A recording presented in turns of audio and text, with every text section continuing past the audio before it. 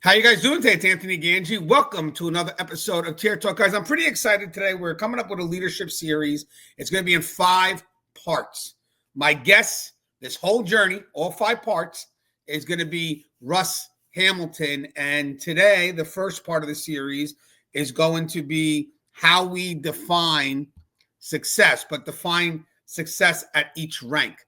So we're going to go through custody. We're going to go officer, sergeant, lieutenant, captain, admin, and then we're also going to put a perspective for the civilian side as well. Now, granted, I know a lot of facilities may have different structures.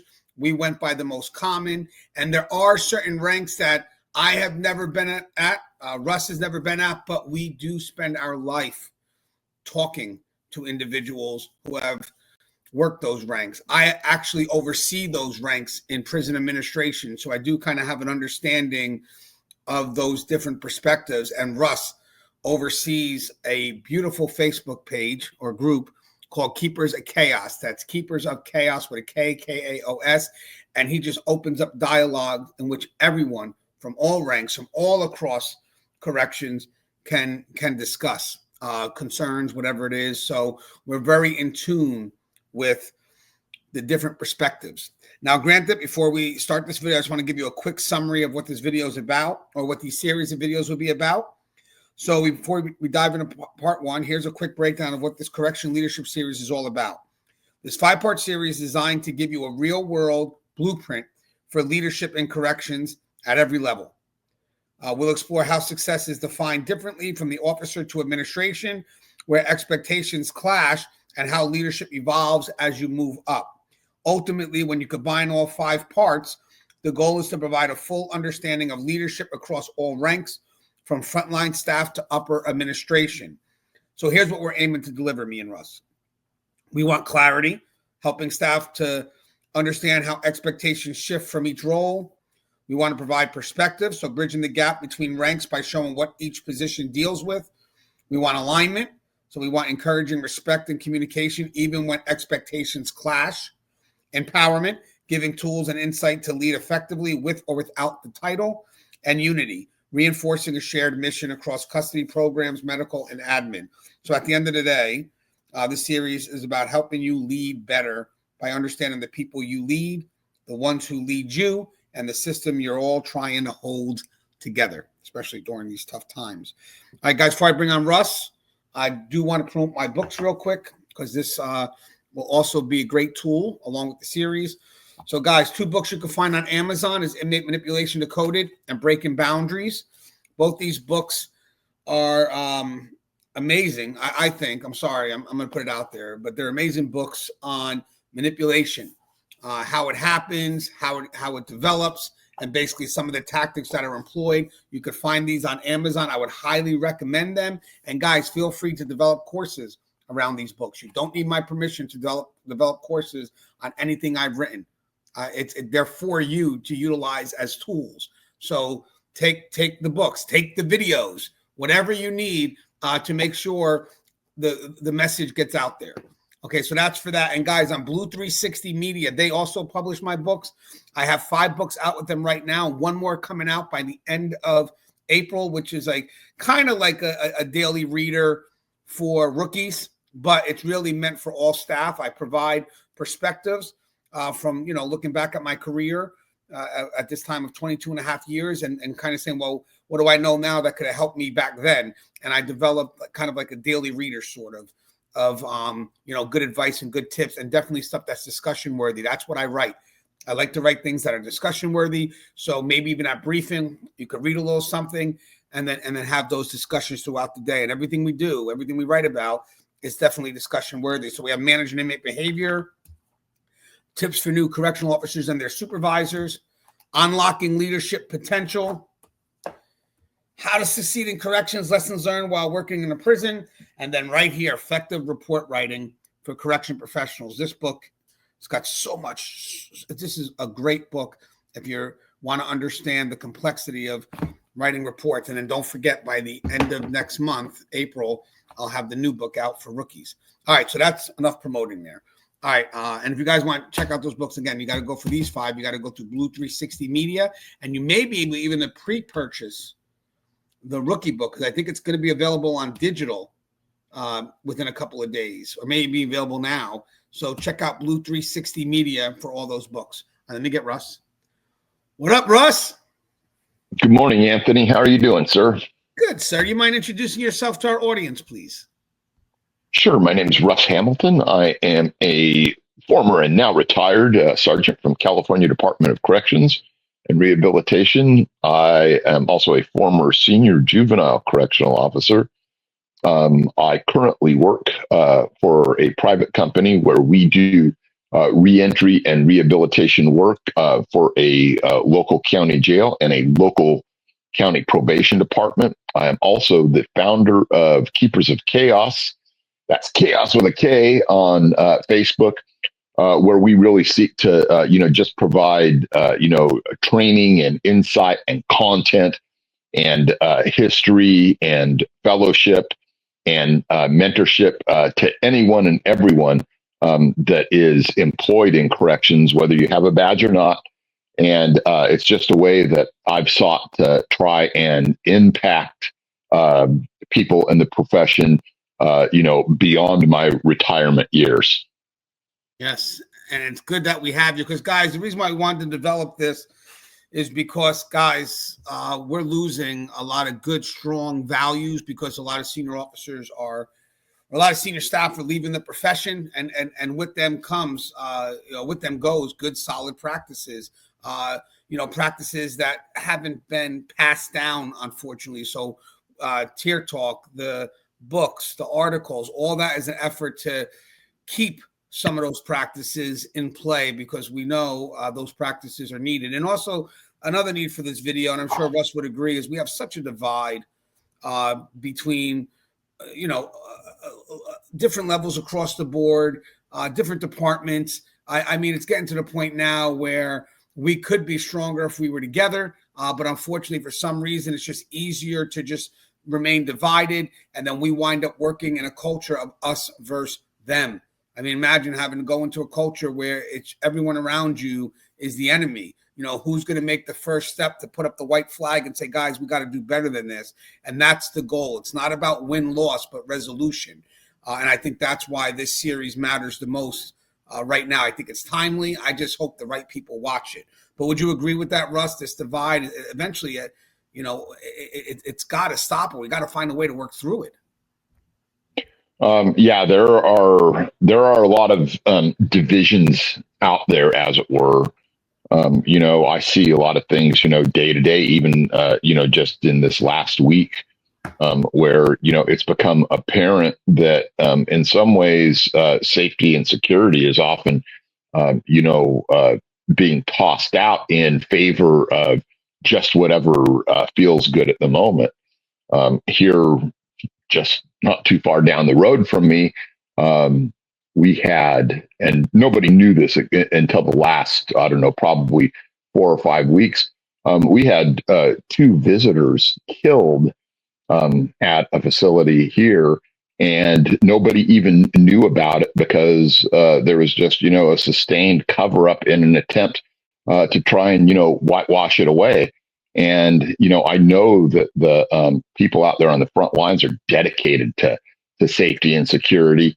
And yet they've been, hamstrung with a lot of political ideals that just don't mesh with good correctional practices. And so the more people we can influence, maybe across the country, maybe we will, someday see people starting to regain their sanity and pull back on some of these things, where corrections can, work better for staff and work better for inmates. And that's always been our goal. So, guys, what I'm going to do is I'm going to go over each perspective real quick. I got some bullets I'm going to read off. But then I have 4 questions for each rank, or for each area, I guess, that me and Russ will go ahead and have a personal dialogue on. And these questions are really based on our experiences, because it's going to be like, hey, Russ, how did you blah, blah, blah. So we're borrowing from our experience. Russ is not aware of what the questions are, but that's good. That's how we roll. So I'm going to go through the bullets first, and then go over to do the first question. And each section does have 4 questions that we're going to ask. So if this is a longer video, feel free to cut it in segments. Again, you're going to have an officer's perspective. We'll go straight down. Sergeants, lieutenants, captains, admin, and then we're going to go ahead and do civilians as well. And I think this is going to be interesting. I'm curious to see where this dialogue goes. I learned a lot from Russ as well. So let me go ahead and begin first by saying, again, this is about how each rank defines success. And this is the first part of a 5-part series. And the first part we got is the officer's perspective, what success looks like in the trenches. So real quick, I have a few things here, Russ, and then I'll kind of get into the question. If you want, you could borrow from the bullets here or develop your own for your discussion. But okay, so success is simple but high stakes: maintaining control, preventing incidents, staying alert, and making it home safely. Basics matter deeply at this level. Missed rounds, sloppy searches, or unchecked tension can trigger chaos. Officers see success as keeping the housing unit stable, etc., and safe, and often with little thanks or fanfare. So now, how do officers define a good day? No major incidents, inmates stayed in line, the team had each other's backs. Paperwork was minimal, no one second-guessed their decisions, and they weren't micromanaged. There's often a belief that no news at that level is good news. What does appreciation mean at the officer's level? Appreciation isn't about awards. It's about being trusted to do the job. A simple good job from a sergeant or not. A simple good job from a sergeant or not being micromanaged makes a difference. And officers lose morale quickly when they only get noticed for mistakes. Conflicts or competition with other perspectives. Officers may view upper ranks as out of touch with frontline realities. Admin may push for reduced incidences or increased programming, but officers are focused on immediate safety. And when officers feel their definition of success is sacrificed for optics, tensions build. So now let me give a little summary of all that, and then I got the questions. Okay, so let me get my summary here. So again, here's the talking points, Russ. So what I summarized here is officers live minute to minute, shift to shift. Success is defined by control, safety, and surviving the day. Basics like communication, presence, and consistency are everything at this level. Officers often feel unseen unless something goes wrong, and respect from peers and being left to work without interference are key forms of appreciation. So, Russ, how does a good shift look like to you when you were an officer? So, I think that the main thing to understand when you're an officer and you're operating in that situation, and you're hoping for a good shift. I don't think it's necessarily devoid of a major or serious incident, but I think what it is in a good shift, you're not caught unawares. Your response was more than adequate. Overall, the things that you've progressed through in that day have set you up hopefully for future successes. And that's things like, doing searches, gleaning intelligence, doing, whatever it is to make things more safe down the road. And then ultimately putting in the effort to bring that shift to a successful conclusion by doing all of those, corrections 101 things, good counts, good searches, good situational awareness with regards to movements that are happening, good interfacing with your peers and your supervisors in a way that, allows everyone to function at that higher level. Sometimes, and this just happens sometimes, you'll come in and the shift will just, completely go to shit. And, I know that there's just some, institutions or facilities or departments out there that's the way they operate. And everything is just always, this, not even, controlled chaos, but, uncontrolled chaos, because of either infighting, micromanagement, or just bad policy and procedure, bad training, and it's just a hope and prayer for the best rather than the best that you can hope for being achieved, through good training, good tactics, good communication, good policy, and good procedure. I agree. And Russ, you know what? For me, when I was an officer, right? So again, we're going to talk about how this all kind of meets the bigger picture as we get higher up. But I want to kind of stay focused to that frontline perspective because I have another perspective I want to add here, but it's going to add up. I can add it in later. But when I was an officer, I just wanted people to get along. And again, just more focused on us together. Like I didn't want to have to go in thinking I'm having to choose sides as an officer.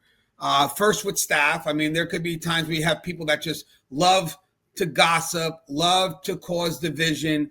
You're walking in, they're bad-mouthing admin, they're bad-mouthing their area supervisors, and then you're walking into this huge negativity. And it's like the moment you come in, I got to already decide who's right and who's wrong, when at the end of the day, it's about what we can be doing together. So to have to see, right from coming in, that there's just so much division and that pretty much it's just a lack of understanding of each other's perspective. I remember literally going into work and maybe trying to help out a social worker as an officer, and then I'm the bad person because I chose sides. Or hey, working with a sergeant, and it's like, hey, that sergeant, that sergeant is not the best sergeant. And, when you go ahead and when you start doing what he tells you to do and you don't stand up, it's like, I don't have problems with that sergeant. Where is this all coming from? I said, I don't want to have to go to work, feeling that the moment I come in, it's all about right or wrong. What I would like to see, or what I would like to have seen as an officer, is just us working together to solve problems, because I also saw magic when we all were on the same page. When officers, civilians, the different ranks, admin, man, the stuff that we were able to solve when we were all working together. And that also translates very well towards the inmate population, because some of these divisions are happening right in front of the inmates, and I will mention this: when we're not communicating at that most immediate level, let's say me and another partner aren't communicating because we manage so differently that we sit on extremes and there's no effort to meet in the middle, all of a sudden this inmate or the inmates become means for communication between each other and between the partners. And it's not because we're asking them to, it's because we're not talking to each other. So then the inmate could say, hey, Ganji said this to Russ, and Russ will probably believe it because Russ is not going to come to me.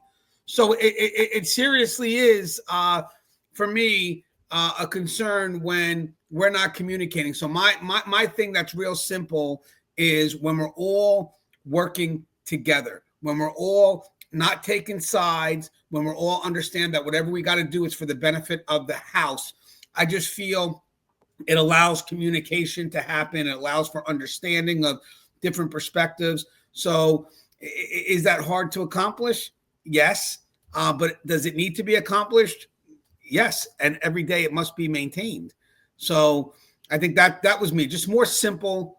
I don't know if it's a crazy dream, but I seen it happen. So I know it exists. And one last thing, when we're all working together, when we don't have that us versus them, the status quo, what that facility falls back to as a norm, is extremely beneficial. Where if we have an us versus them, and that truly becomes the foundation of our existence inside that facility, we have to fight every day to make sure we don't fall back into that. So again, what does a good shift look like to you as an officer? Is when we're all working together. That's simple. All right, Russ, I got the next question. Do officers define success by what goes right or what doesn't go wrong? Wow. I don't think that I would necessarily, gauge things from that point of view. have an expectation each and every day that I'm functioning in that capacity that things are going to happen. I don't know that things happening is necessarily that something is going wrong. Certainly, when I think of things going wrong, it's where there's a failure of anticipation, maybe by policy and procedure. Maybe there's a failure of what to expect. Maybe there's a breach, a failure, something that goes wrong in a failure to implement policy and procedure. But I think that there is a round robin of those things, if you will, where we are often, intercepting and being, proactive and preemptive in the way that we're attacking things. And then sometimes, even if we're not necessarily doing something proactive or preemptive, we are still, having successes because we're able to, perhaps stop a riot. Maybe we're perhaps able to have a good, successful feeding in the chow hall, or whatever it is. And I think that real success is just about being able to function efficiently, whether there's issues coming at us or if everything at that moment is happening to be going well. And so it's the ability to deal with whatever is coming along that's the actual success, and not worrying about whether everything's going right or worrying about whether everything's going wrong. I hope that makes sense. No, it does. I think in this question, though, and it does from your perspective. I understand what you're saying, but I think the question here is, I think a lot of us, when we have an uneventful day, we define success as nothing went wrong when we don't take into account all the things that have happened to make that day successful. So a quiet day is not quiet because staff was inactive, but rather it was quiet because we were doing what needed to be done to keep the facility quiet. I think we have a habit sometimes, and I don't know if it plays with the mind, but we have a habit sometimes of giving a successful day over to the inmate population by saying that, well, they're in charge of a successful day. Why is that? Because if nothing happens on that end, then we've had a great day. And you can't do that. You can't make a good day conditional based on what the inmates decide that day is going to be, but rather a good day is everything that we've put in place to either keep a day smooth or to react. Because sometimes, believe it or not, like Russ said, and I get what you were saying, Russ, you could have a good day even if there was a bad incident, because the good day could be how we react to make sure it doesn't get worse. Because if we weren't there, it could have been worse. So the good day is a comparison of where it could have been if we didn't do our job. That's another thing. Sometimes, there may be a bad day, a day where there was a little bit of chaos. But if we were able to get involved and interact and do the right thing and move the day forward in a better direction, then it turned out to be a good day, regardless of what those circumstances were. I just don't like leaving good day or bad day dependent on what the inmates decide. I actually even mentioned that in my book with the rookies, because I find that during these times right now, we do have a lot of staff that's disenfranchised. And when you go to speak to them, they may not realize they're doing this, but when you kind of tell them, hey, we'll see today if we're going to have a good day, they're like, yeah, we'll see. We'll see how they act today. And it's like, wow. Like, I don't want us to kind of go into work every day thinking that is going to be what makes a good day, because then you get people, again, coming in and just like, well, nothing I could do about a bad day or not. We'll just see what happens. And the morale lessons, where I feel that if we have some measure of control to some extent of how that day is defined, where a good day is, again, not because he makes it and do nothing, but because we were active in making sure that they couldn't do nothing, making sure that we don't lose a piece of the facility. That gives us a better mindset that we can work from. And that's just something that I think is a message we have to get out a little bit more. So for me, I think right now, And Russ, I think right now officers truly are at a point where a good day truly is, in their mind, dependent on what the inmates decide to do or not do. And I think we need to shift that, even if it's just a quick little mind shift, because if not, you're coming into work and just, hey, good day's not up to me. We'll see. And that to me, it furthers disenfranchisement, hopelessness, and I don't want that nowadays. We need to be more intentional with finding the good in this profession, and definitely finding it amongst the appreciation for the basics that make it a good day, and that's the next part. So I got Russ. How do officers respond when upper ranks redefine success using political or public-facing goals? Oh, this is I think that this is a really hard question because I don't know exactly what our response should be, other than to try and put what we believe is important up there on the table and make things known. Truly, I believe at the line staff level, that's where the true subject matter experts in correction really are at.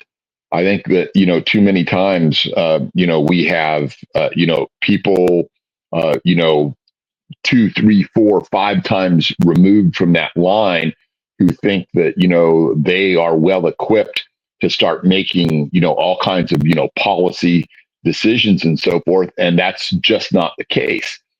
And I see this especially right now in California because we saw, a big return to just, letting anything slide with the inmates. And so they came back in here and they basically disbanded death row, for instance.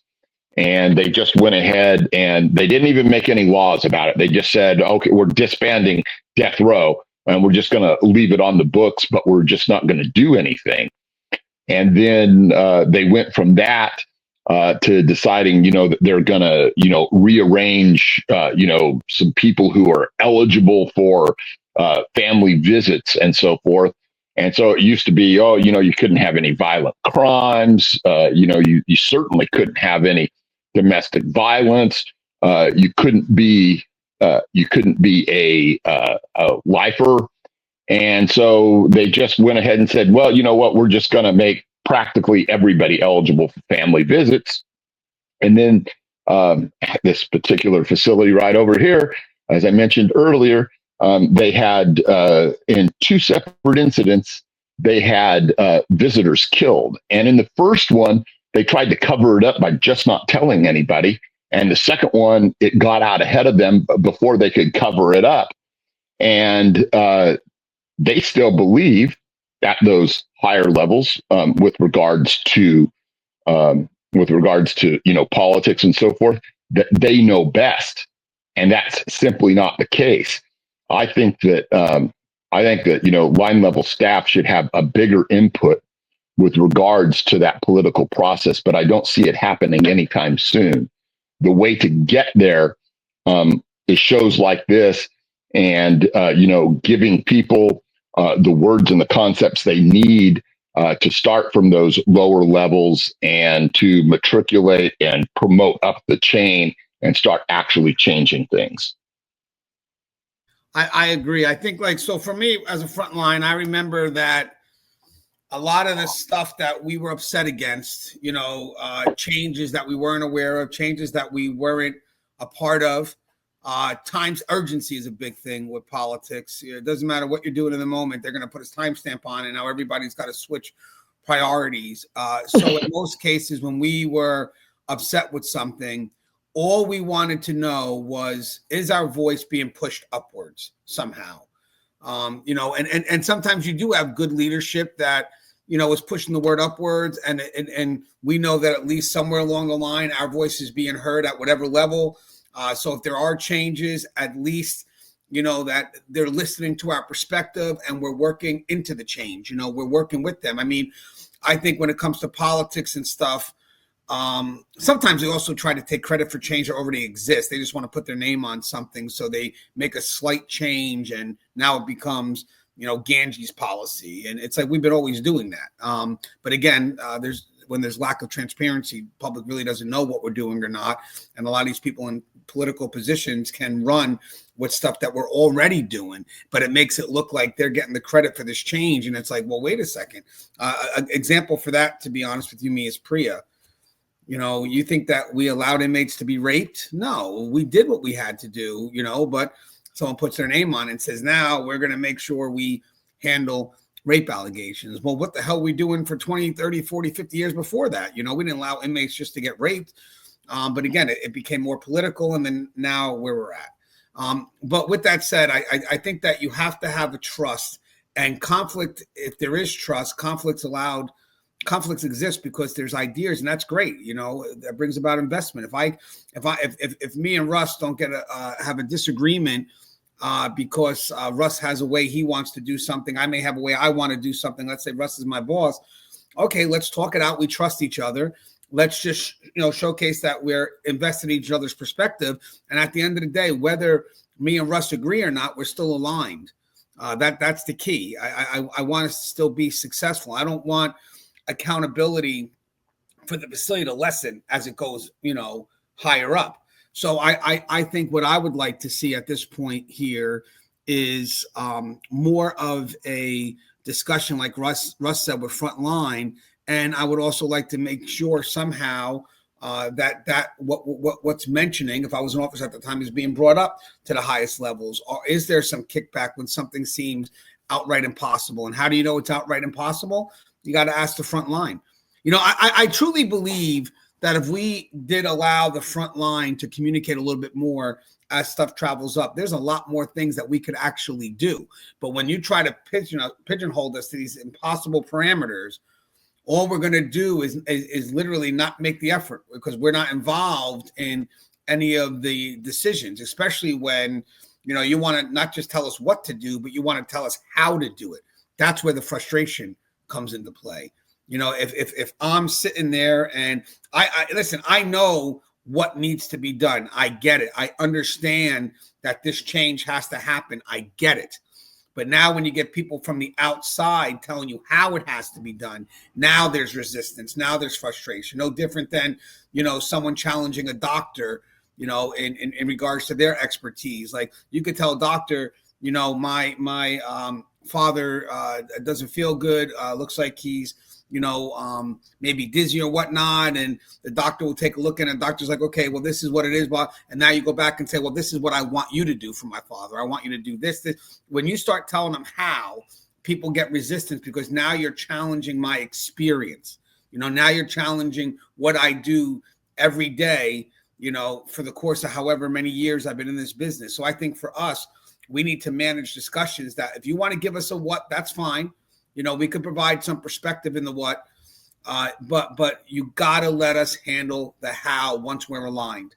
Once we're all aligned in what needs to be done, then the how needs to come up from us, because now we're also invested. And one last thing, and this is true. When there's new change, again, for us, we worry about two things: what we have to let go of and the quickness of the change.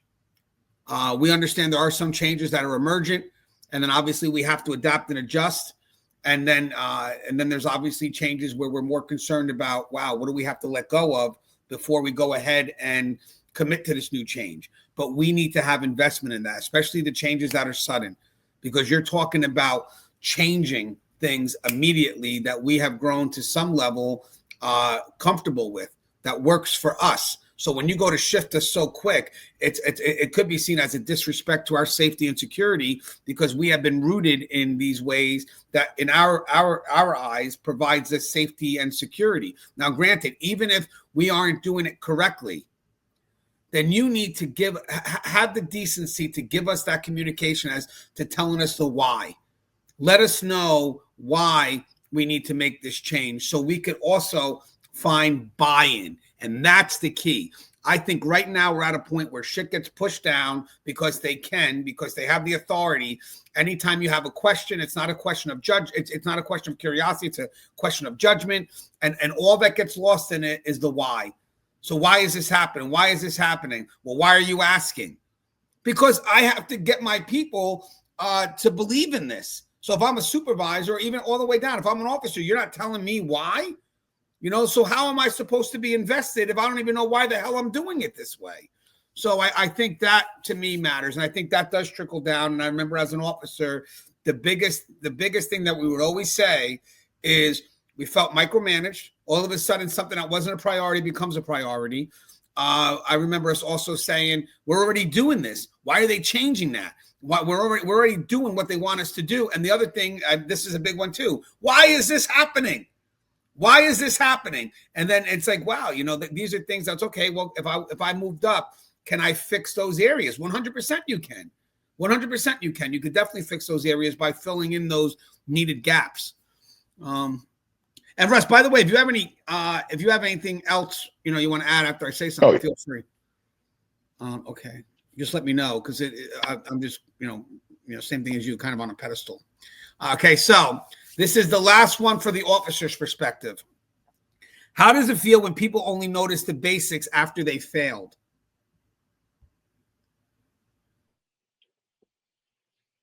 Yeah, this is one that we see a lot of different times. This is the one that almost always makes the headlines, as it were. And the two headlines that I tend to see where this really comes into play happens to be with escapes and suicides. So the real basics of preventing escapes requires that you do a count, but not just a count, but a good count. And we've seen numerous times through the year where a count could have saved a situation. It could have saved an escape. It could have saved taking over a control room and the rape of an officer that I know about near here. And so those are just the basics. And then regards, of course, to suicides, you have to be on your rounds once again and be able to locate someone who's about to commit suicide or is in the process, or at least even if they've completed it, it's within some I don't even want to say this out loud, but acceptable time span before they're discovered, because we're limited in corrections. We can't be everywhere all at once, all the time, obviously. So some things are going to happen. But it's just that, doing those little things, the rounds, the counts. I will say this also, good searches and, good, this is what I'll say, good, fruitful searches and good preventative from getting contraband in the first place, and good intelligence with regards to STGs and the overall temperature is what I call it on the yards of how things are going. Those are really, just some low base things that if you're not hitting on those particular cylinders right there, none of your car is going to run whatsoever. Yeah. And I just want to add for this one, basics are foundational. It's something that maybe the immediate supervisors check on, but as an officer, you should be motivated on your own to do the basics because of what the consequences are if those basics aren't done. So it's hard for me to go ahead and say that, we got to motivate people to do the basics because the basics is your survival. So there should be no greater motivation than your own survival to get that done. Then obviously anything that, evolves from the basics. Okay, I get it. It starts to get a little bit more complex a little bit, but the motivation for what's foundational based on your survival should be inwards. I mean, if you don't see the importance of the basics at your level as an officer, I'll be honest with you, you're a risk. The motivation to do the basics, I love the fact that it's fueled by your survival because then we know it's getting done. And then obviously, and we'll get to the next part, but then the supervisors go ahead, at least at the most immediate level, to ensure those basics are being done. Because as you go up each level, the basics for the level before is being reviewed. But there's no way, let's say, as you travel up, administration is going to, notice the failures of the basics from that far up, because that's not their job. There's so many layers before them that should be noticing those basics. So when administration, let's say, finally sees it real quick, that's a systematic failure. That's a systematic failure at all level in which those basics should have been reviewed. But when it says here, how does it feel when people only notice the basics after they failed? To be honest with you, the first people that should notice the basics aren't being done is the people that are doing it, because this is where you are empowered. If I don't micromanage, I don't. So the first level of trust I give people are the basics. That's the first thing I empower you with. So to be honest with you, I'm not going to notice that there's a failure in doing it until probably, especially at my level, it's already blown up. It's sad to say, but it's true. But I do believe in something else, though. I do believe that we do have to appreciate the basics. So there is a balance. If stuff is happening and we continue to do that momentum, 1,000 tours is 1,000 tours. 1,000 searches is 1,000 searches. Just by number alone, that's worth recognizing or appreciating. I'd rather use the word appreciate. So again, I know when it comes to, as I said, noticing the basics after they failed, I'm going to have to shift that back onto the individuals who are doing the job at those basic levels, because this is where you're empowered. It is what it is. This is where you're empowered. And if you're not recognizing those failures, then management, as they move up, is going to recognize it, but it's going to be recognized in connection to other things. And then when they look back at it, well, how did this happen? Well, it happened because, and it's like looking at the alphabet reversed. Like when officers should be looking at the alphabet, A, B, C, D, E, F, G, blah, blah, blah, straight up. Management, when they have to kind of look at an issue, they look at the bigger picture and then bring it backwards, Z, Y, X, W, V, U, T, all the way down to A. And if A wasn't done, the rest of the alphabet can't start. So it's, and guys, that's kind of where the communication is, right, Russ? Would you agree that even though we all, like management, you're responsible for translating the end game. So the frontline staff knows how what they do at the beginning fit in. But how we look at things is really frontline should, as long as they're guided by that North Star, what the end result is, their focus should always be that first letter of the alphabet, right? Here's what I'll say about that is the basics are canonized into policy and procedure because of previous failures, pure and simple. And so we get to where we are. If everybody had been doing all of those all along, there would have been no need whatsoever to put them in, repeatedly into policy and procedure, and to use them as a leverage as to when you do wrong. So that's something that we just see. There are other. Well, I'll skip over that for now, but I'll just say that. Yeah, because and Russ, you're right. I think there's a lot of stuff, even as we say, it's all connected, and it's good that we show that connection. Then we'll go back and revisit it more detailed. So now I want to jump up a level. So technically, I'm calling it a sergeant's perspective. So the shift from being one of the team to being responsible for the team, but regardless of what that title is, what I can generalize it out as that initial frontline supervisor. So this can even apply out to civilians. So you're now that initial frontline supervisor. You are in charge or directly oversee your frontline professionals. So this is what I got, just some notes here. So the shift from being one of the team to being responsible for the team. So kind of like the talking points.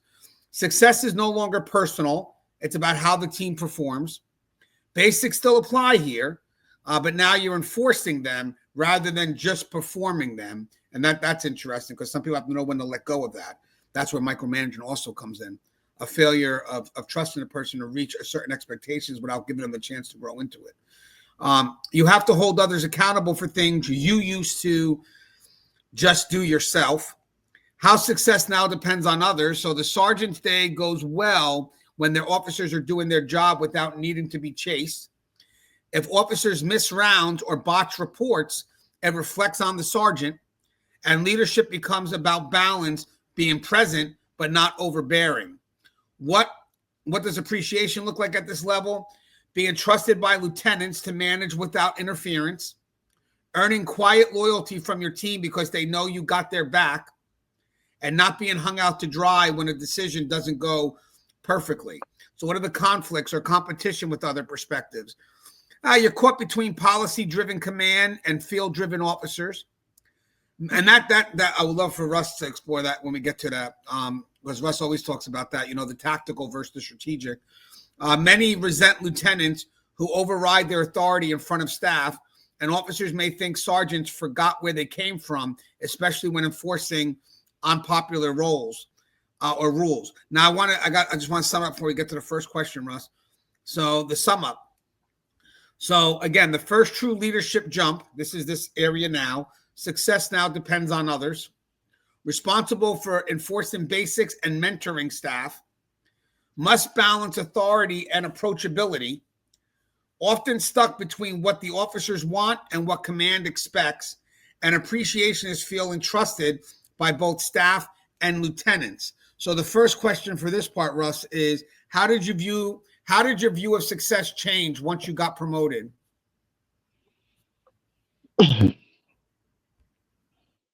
So, I think that the one thing that really, stood out to me was about, where leadership truly lies. And, I think that there's, basically, two different types of leadership that we see as we promote. There's those that rely on what rests on their collar, and those that rely on what rests in their persona, if you will. And or at least I believe that, I was always of the opinion that, my persona is what should carry the day, and not have to rely on what rests on my collar to be able to, say, you better do this or you better do that. Because I always wanted to achieve the impression with people that, hey, what we're doing out there matters, and it matters in a way that's going to impact our safety. It's going to matter in a way as to whether or not we all go home tonight. It's going to matter as to whether we get to keep our jobs, because we need to make sure that we're, operating within the bounds of policy, procedure, law, state law, federal law, and case law. And so I think that when we see it from that point of view, and when we're trying to, actively implement it, I think that we're a whole lot better off. I think that if you are in the process or, getting ready to promote, if you don't already have a little bit, at least, of the big picture thinking, you're not really truly ready to promote. If all you're focused on is, hey, some extra money, or, hey, I get to do things my way now, because there's no proof that your way now is actually going to work, then you're actually, further behind the situation instead of being in front of it, and ready to try it and be a true impact player. Instead, you're just there to to try and see what the headlines are going to be the next day. And I don't think that that's a wise position to try and work from. Yeah, and you're right, Russ. I want to actually add a couple of things here too. So for me, because you leaned on a lot of good stuff here. So for me, it was never about perks. Even though when I originally I wanted to become a sergeant, my motive wasn't really what it should have been. I just and I hope I don't find myself doing this again. But there's certain people I didn't want to work for, and I think that's what pushed me up.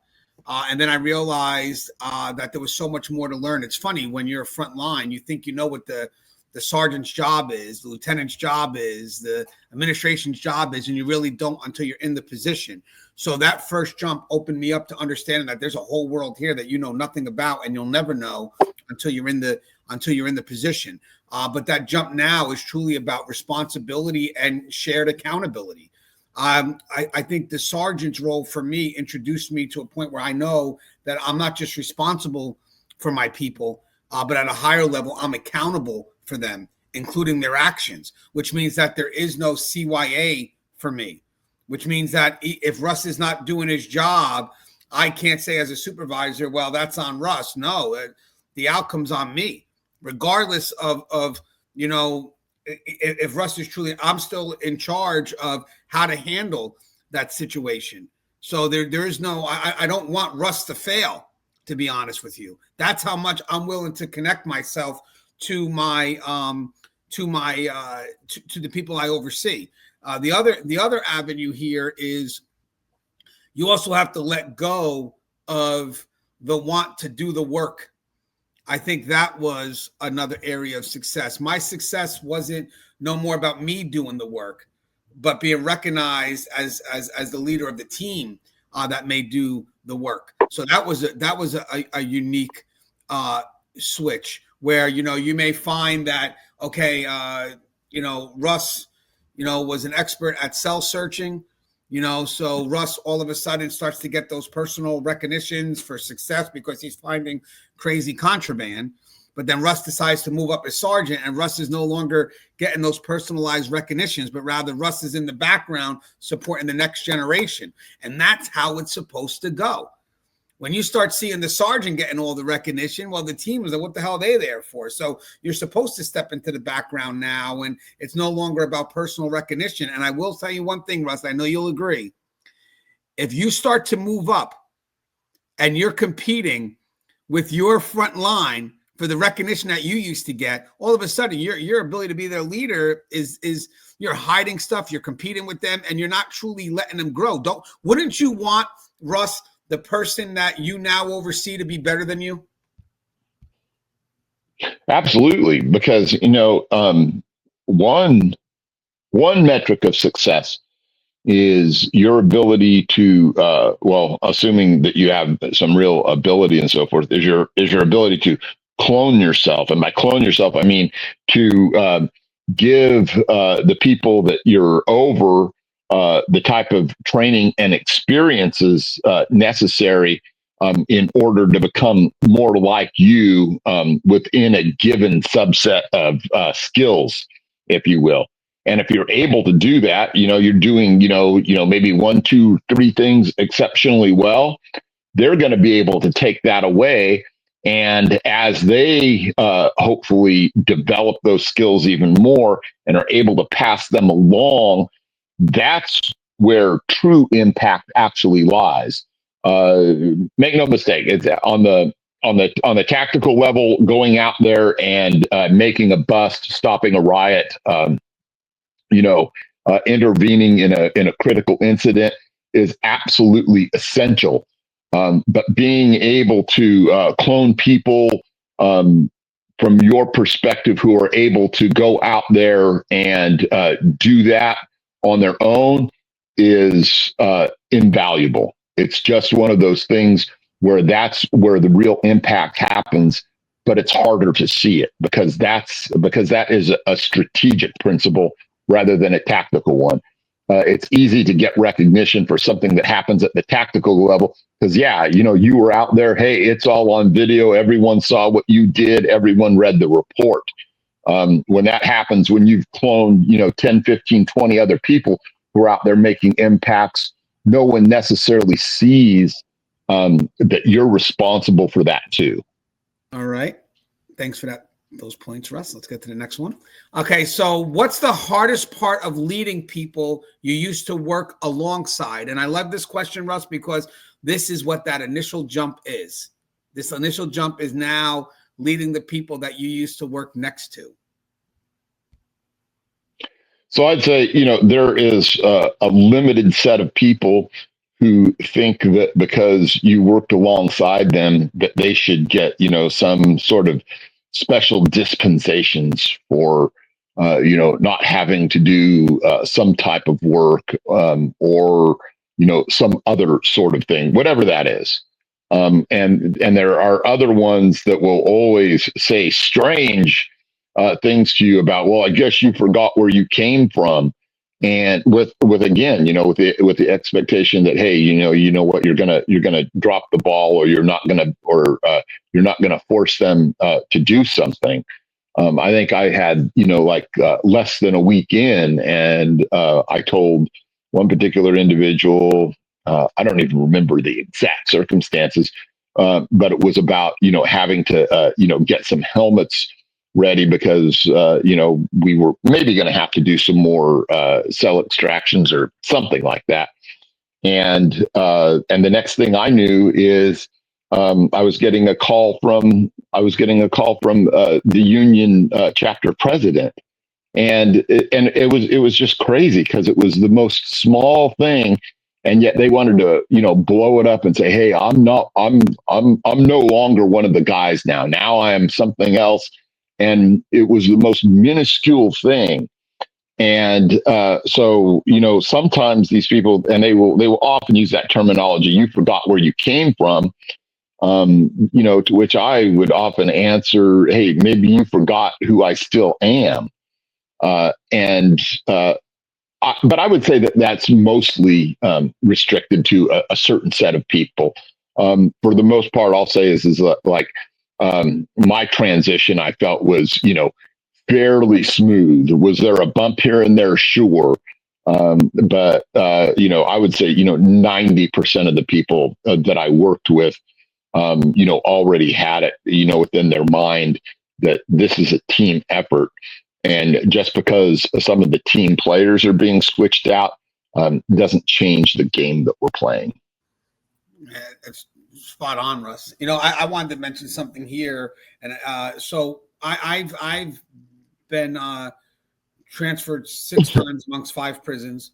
So I've moved up a few times. Anytime I've been transferred is usually because I was moving up, except I did have two laterals because in administration you tend to move a little bit more. But when I moved up from officer to sergeant, that was a concern for me, now supervising the people that I worked alongside of. But I will say this. If I was to remain, when I moved up to sergeant, I did not remain in the same facility. So I want to mention something here. But let's just say I did, whatever it is. How you carry yourself as an officer truly does matter when you start to move up in rank, because that way you carried yourself as an officer could lead into some levels of expectation when you become a supervisor.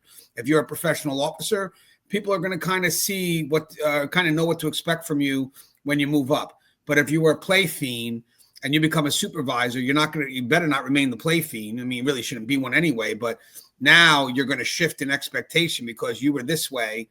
And now all of a sudden, because you come the title, now you're going to go ahead and change because a supervisor will change you real quick or you're out the door.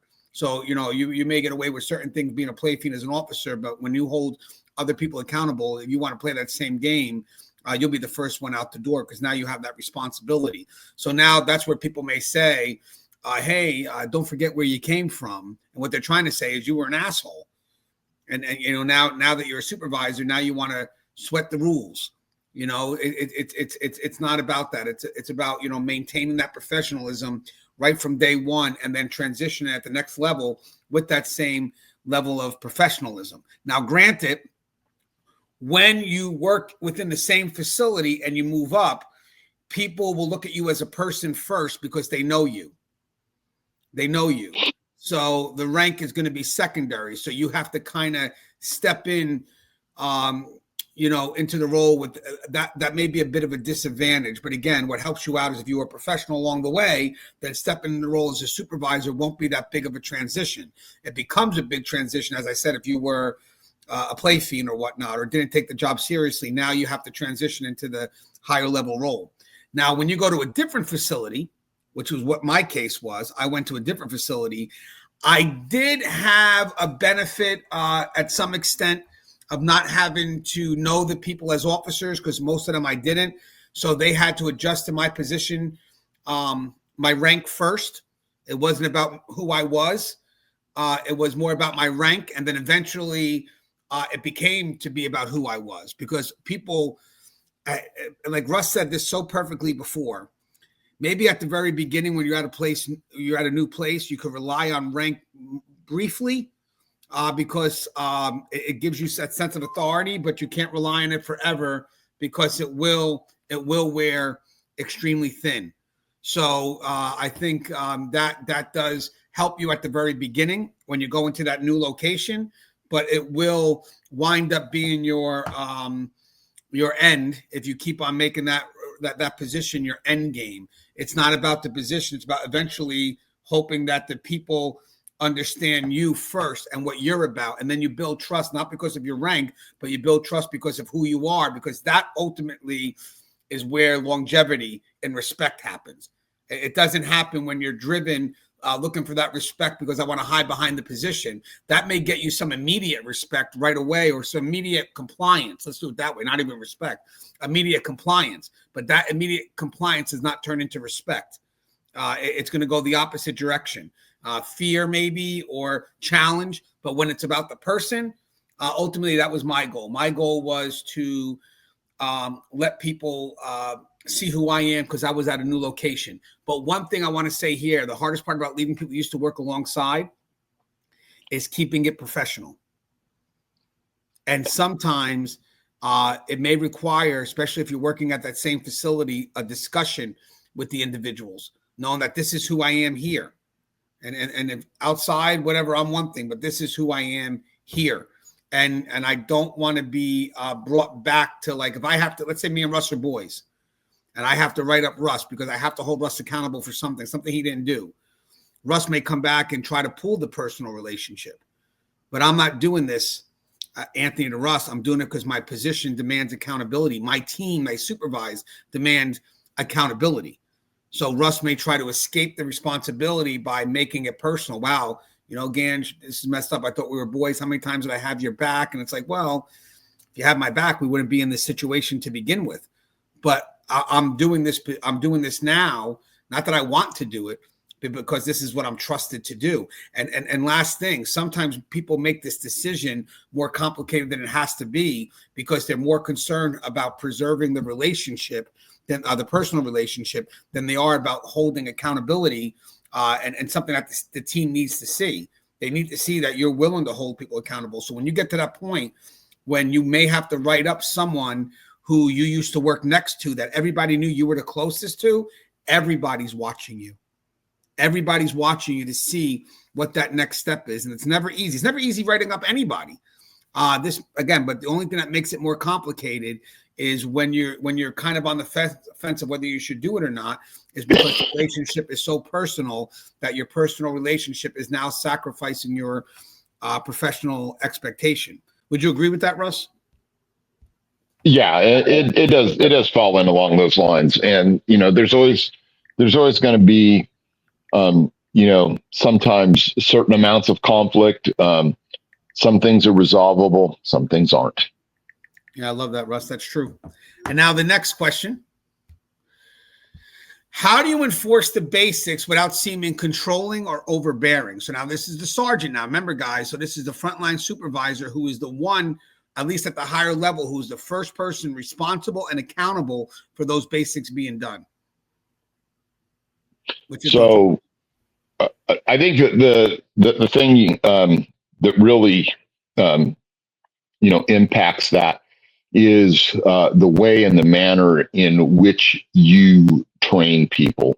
I think, giving people, clear examples of what happens when you don't do the basics is, really powerful. All you have to do is talk about, what happened with that specific set of officers up there in New York when they weren't doing the rounds, and Jeffrey Epstein died, and then they tried to cover it up by falsifying paperwork or whatever it was, and then they end up on the chopping block.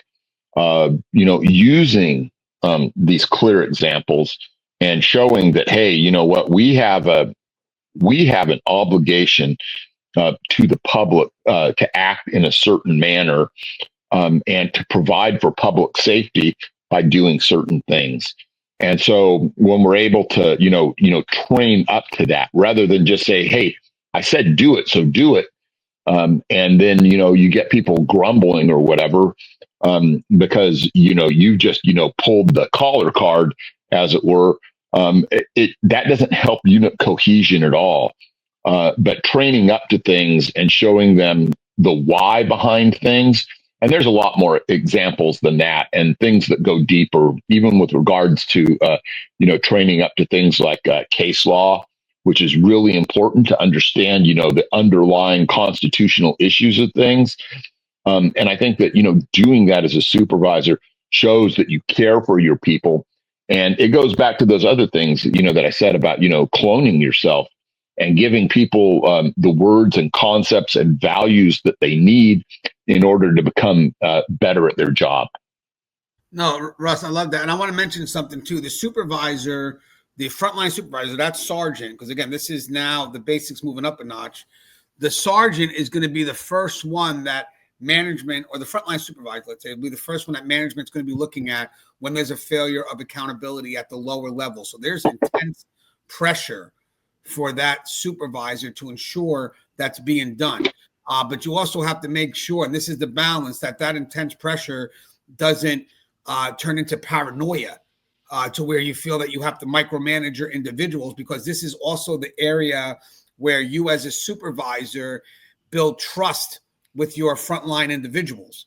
So this is a great chance to introduce that trust by empowering those individuals to accomplish those basics. Yes, you're still checking to make sure it's being done, but you're not doing it for them. And there is some level of trust, that is exchanged at this most, let me get Russ back in, at this most immediate of levels. So I find that this part is unique, because I remember as a sergeant, if there were failures at that immediate frontline level, management would come down on you, which rightfully so. Now looking back at it, rightfully so. These are your people. You're responsible for them. And how you react to that can determine, how you're going to move forward. So if there's a failure of basics and I feel the pressure, now I become paranoid, that could make me want to micromanage my staff, because I don't want to go through that shit all over again. Or if I take the blunt of it, if I absorb the blunt of it, take on some responsibility of it, some accountability of it, how do I translate now and motivate my staff to go ahead and ensure that we're getting the basics done? I seen something that mattered when I was a sergeant was I believe people, and Russ said it before, once people get to know you, they work for you, not the position. So people will do more for you than they will for the position 100% of the time. Because don't forget, if you're working specifically for the position, which means that I'm working by utilizing my position, what does that mean? Disciplinary, all that shit. It's whatever connects the consequence of not following that position. But when people work for you, they work for the individual. You may even find them saying, hey, we got to help Ganji out. It's not even the sergeant's name in there. Ganji's the sergeant. We know that. But this is getting the people together to help the sergeant or help Ganji out, because Ganji has helped us. For me, I maintain such a good rapport with my frontline individuals, with my supervisor. At least I try to maintain that. No one's perfect, but I do. That if I need something, they can call me off hours. I can also call them off hours. Not that we make a habit of it, but I don't have somebody saying, hey, Gans, because you called me, you got to put in 2 hours of overtime for me. No, we have a mutual relationship where we know we have each other's back. But that means on the other side, I'm also taking a phone call when I may be away on vacation, but they're not answering it because I'm saying they're choosing to answer the call because it's me. Because remember, guys, I love what Russ said before about position. If you lead by position, then you're only going to get the parameters of that position.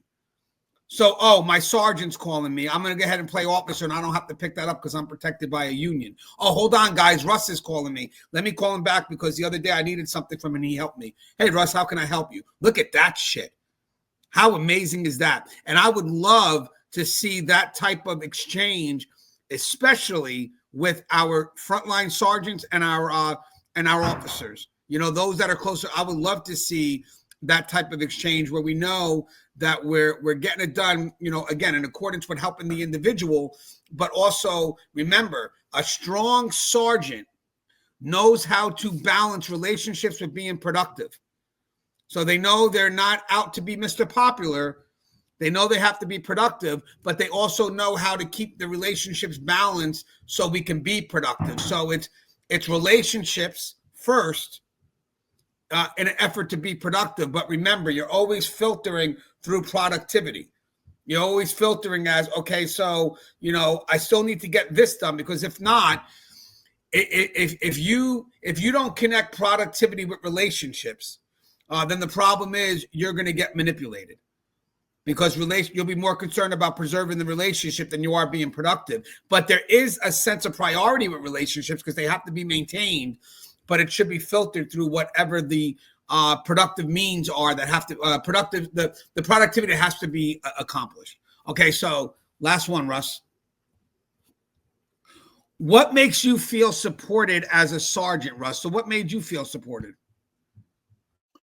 So, when I think about this, there's two directions of support, or I should say actually three.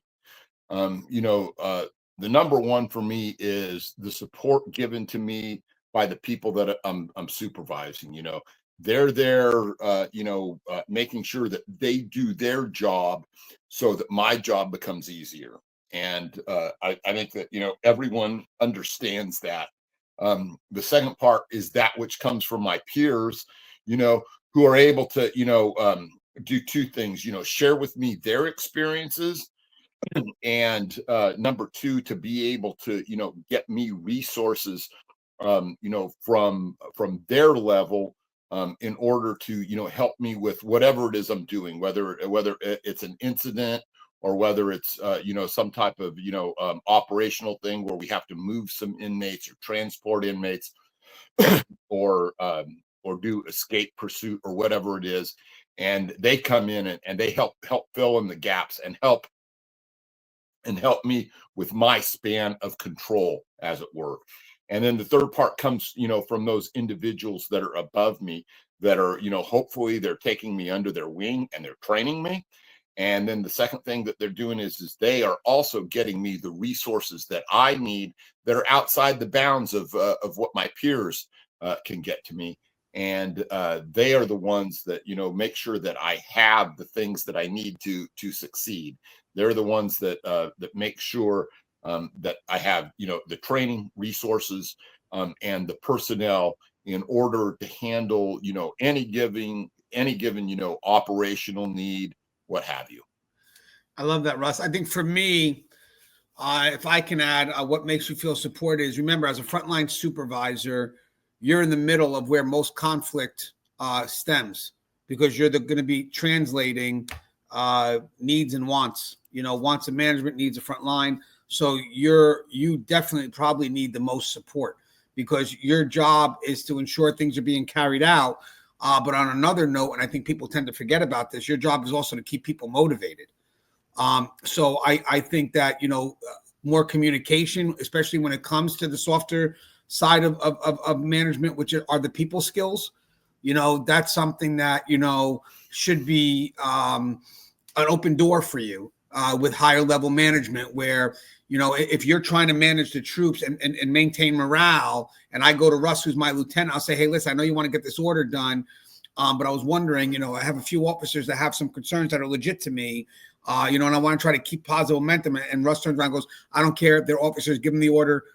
They have to do what you're telling them to do. That doesn't help me, because I need to ensure that we want them at some level, not just to understand the job, but to maintain motivation. And I see a lot of supervisors at that frontline level be cut off when it comes to that managing of the people to get buy-in, where an order just gets passed down blindly, and, it's enforce it. And then maybe the supervisor on that front end says, hey, you know what?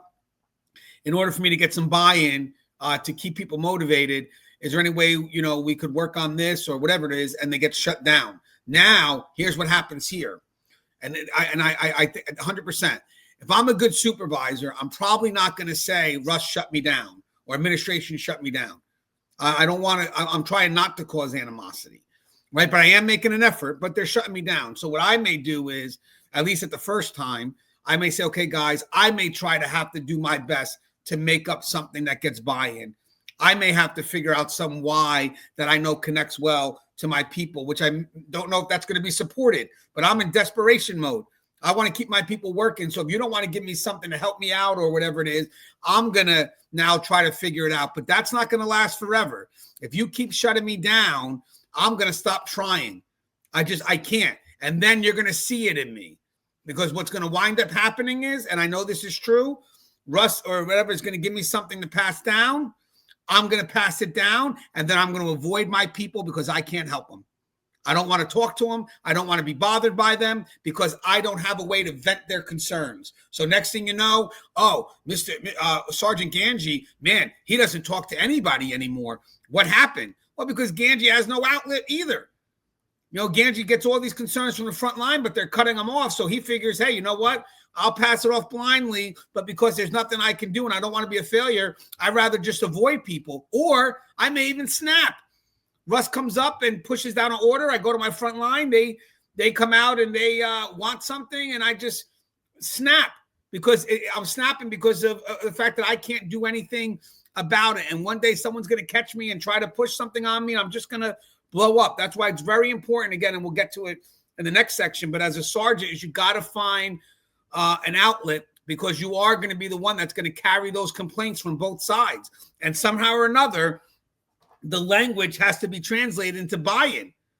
You know, that's where you need the support and say, okay, this is what the complaint is.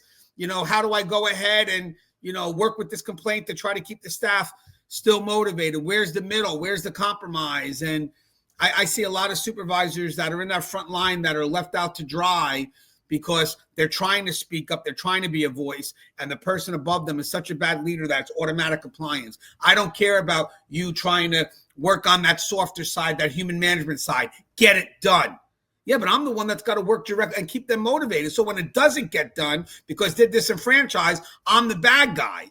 It's like, no, help me, help them get it done. Give me something I can utilize to keep them motivated, or, you know, the middle ground. You know, there's another thing real quick, Russ, is that the strategic wants of management, the needs of frontline, that's in the middle. That's where all the conflict is. And the sergeant that's at that level has to manage that conflict with buy-in.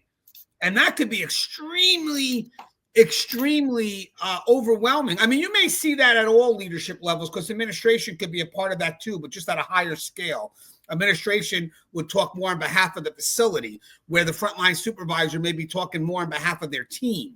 But again, if you have good communication between, you know, the wants of management and the needs of frontline, that supervisor will then feel empowered and more motivated to keep morale going, because they know that there's a spot where they can vent and be heard. And that's what you want. You want that exhausted effort. Okay. Let's get to the next one. Okay, so now we're going to jump up to Lieutenant Russ. So just to let you know, I never made lieutenant, neither did Russ, but I did mention I think we're pretty aware of what their perspective is, because we're very invested in you know, the perspective of anybody that works in corrections. I've also been in the management position, so I oversee a lot of lieutenants. And again, because I'm learning, I listen to what they have to say. I think that this covers it pretty well, but feel free to add to the dialogue in the comments if you need. But I think this is good. So now I got lieutenant perspectives, how focus shifts to systems. So now we're going to systems. So this is the first step, probably into the administrative level, coordinations and decision making. Now, if you're a civilian, I would cross this into some level of assistant management, you know, because now you're right below a department head technically. So this is that next level up where you're transitioning from tactical to more of an administrative, systematic perspective. So now responsible for the operation as a whole. So let's say multiple units, movement schedules, incident management, and supervisory structure. So again, that may vary depending on department, but this is more custody. Basics are still expected, especially from those they oversee. But now success means ensuring others do the basics as well. So again, now it's about the basics of making sure the sergeant's following up on the basics and on down. And they must think ahead, solve problems before they happen, and maintain the chain of command. And that, Russ, that area I think will be something good for us to explore in this section, because now it's not about always the reactionary perspective, but now we're starting to think more strategic, more long-term. So how do lieutenants measure success across the shift? If units are stable, movement flows smoothly, no major incidents arise, that's successful to them. If sergeants are leading and officers are responsive, the lieutenant's leadership is working. Time management and staffing decisions start to weigh more heavily. And what appreciation looks like at a lieutenant's level: being trusted to lead without being second guessed by captains or admin, getting feedback that sergeants and officers feel supported under their leadership. And when their shift runs quietly and professionally, it's the ultimate sign of competence. Now, what's the conflicts here or competition with other perspectives? They can feel squeezed by unrealistic expectations from captains or admins. So they may be the first ones to really feel that pressure. Well, captains usually, but definitely travels down to the lieutenant who has to implement that systematic change or structure. May feel undersupported when sergeants defer tough calls upwards, and officers may see lieutenants as detached or only showing up during crises because, again, they're one level above the frontline supervisor. And then the talking points here, Russ, are here we go. Success is defined by operational smoothness and team leadership because, again, like Russ said before, the span of control, it increases now. So now it's more about operational smoothness because these areas start to connect. So you start to see a bigger piece of the puzzle. Overseeing multiple units means you manage supervisors, not just staff. And that's true. And maybe Russ could explain that. Now enforcing expectations and coordinating bigger picture decisions. Basics are enforced through your team. You succeed by how well others execute them. And appreciation equals being trusted to run the shift without unnecessary interference. So the first question goes to, when did you first realize your success was tied to the shift and not your own word? So we're going to kind of speak as if we're that individual. But Russ, this is definitely a true transition because now the area increases. So now it's more about the bigger piece of the puzzle and how things connect. Yeah. At least I'd say, within my experience, the lieutenant position is really where there is a confluence between strategy and tactics, because they have a much bigger picture view of everything that's going on. And I say that from the perspective of, many times, lieutenants, I would say not just many times, but oftentimes, or most of the time, because we had 3 shifts, lieutenants are, the highest authority, on duty at any given institution. They are the watch commander, and then certainly through the weekends and so forth, a great deal of responsibility rests on their shoulders. Truly, at least strategic potential life and death situations. They're responsible. If we have a suicide, if we have an escape, if we have any given major incident, a homicide or whatever it is, a major riot.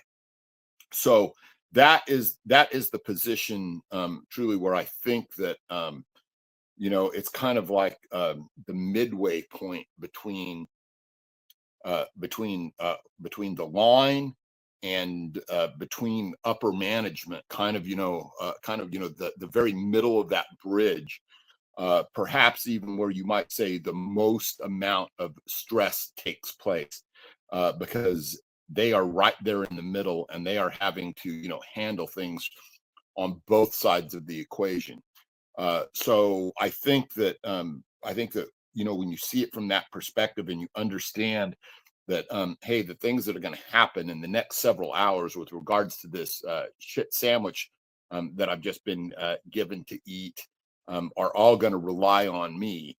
And certainly, that they do have resources that they can reach out for, but most of the time, every single thing depends on them. And that was one of the reasons why I really, whether I was an officer or whether I was a sergeant, I tried to help stopgap those people and give them as much help as they could.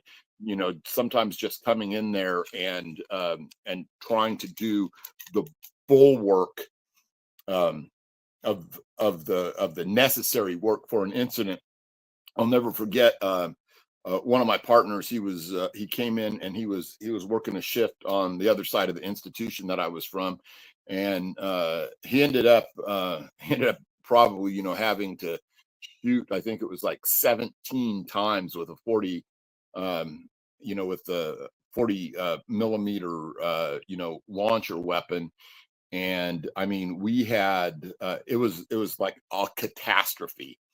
And so anyway, I ended up going over there even after this thing was over and just telling the lieutenant, hey, let me take my partner in there and let me start working on this report right now. You guys already have all these guys handcuffed and stuff.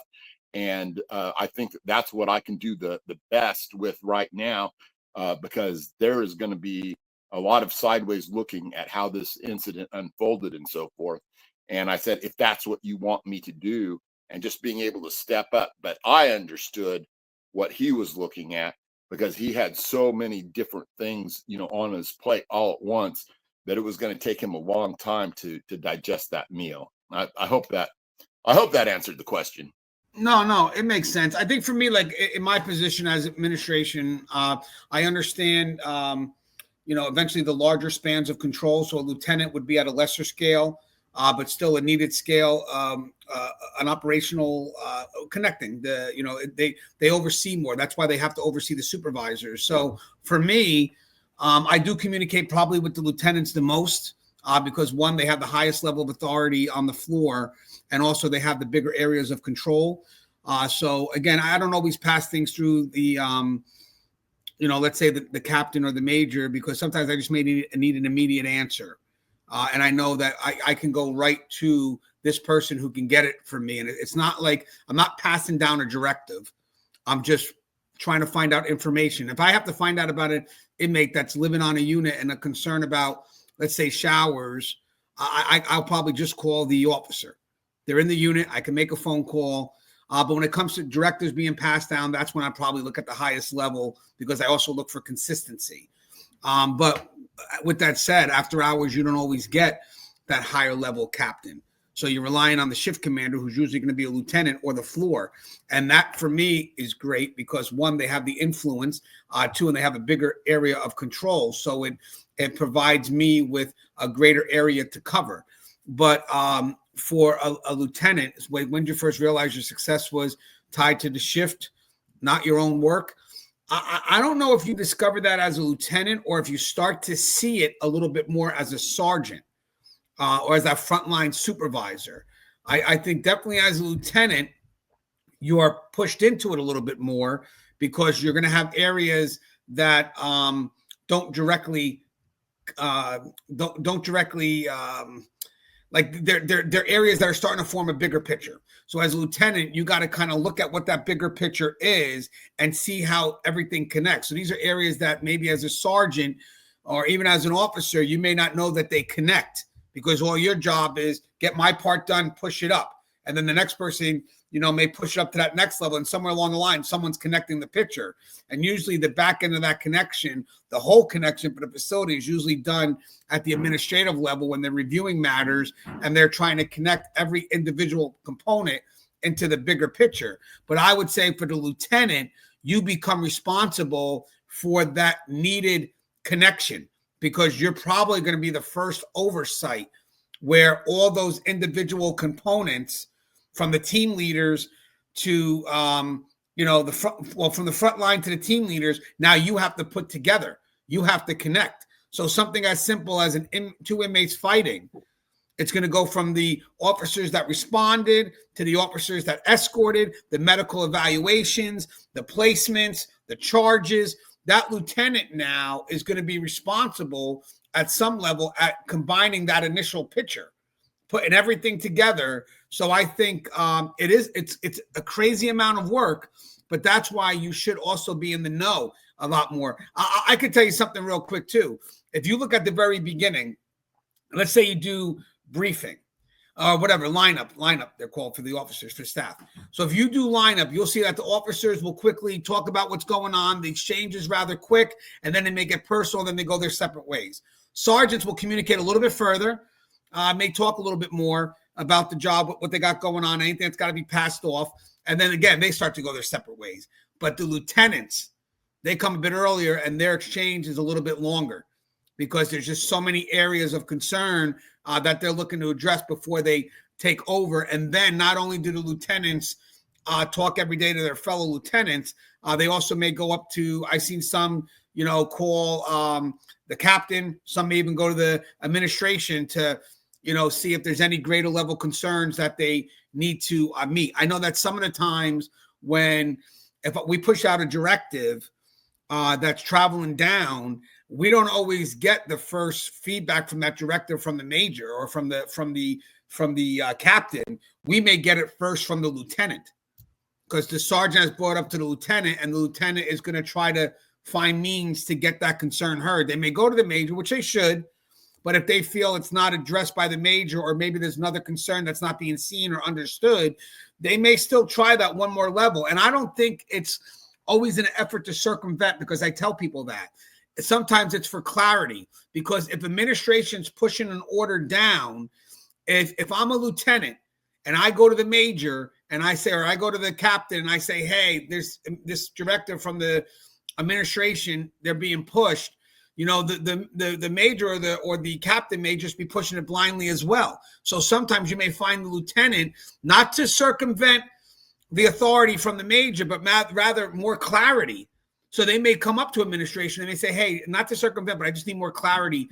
Do you know why this is being done? Because again, I got to push it down to the sergeant, who's now got to push it down to the people. And that's great. Clarity all day. They're not questioning a directive. We're not going against, a policy or something that the major is trying to enforce, but rather for more clarity. And I think that's a good spot for open doors, as long as the intent from that individual is not to circumvent. And I find a lot of that dialogue happens usually with the lieutenants, which is good, because that will only motivate the sergeants as well, as long as you don't see it as circumventing.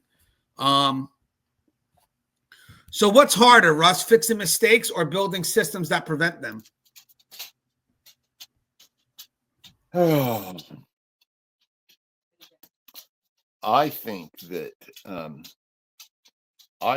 it's a matter of trying to build a system that prevents them.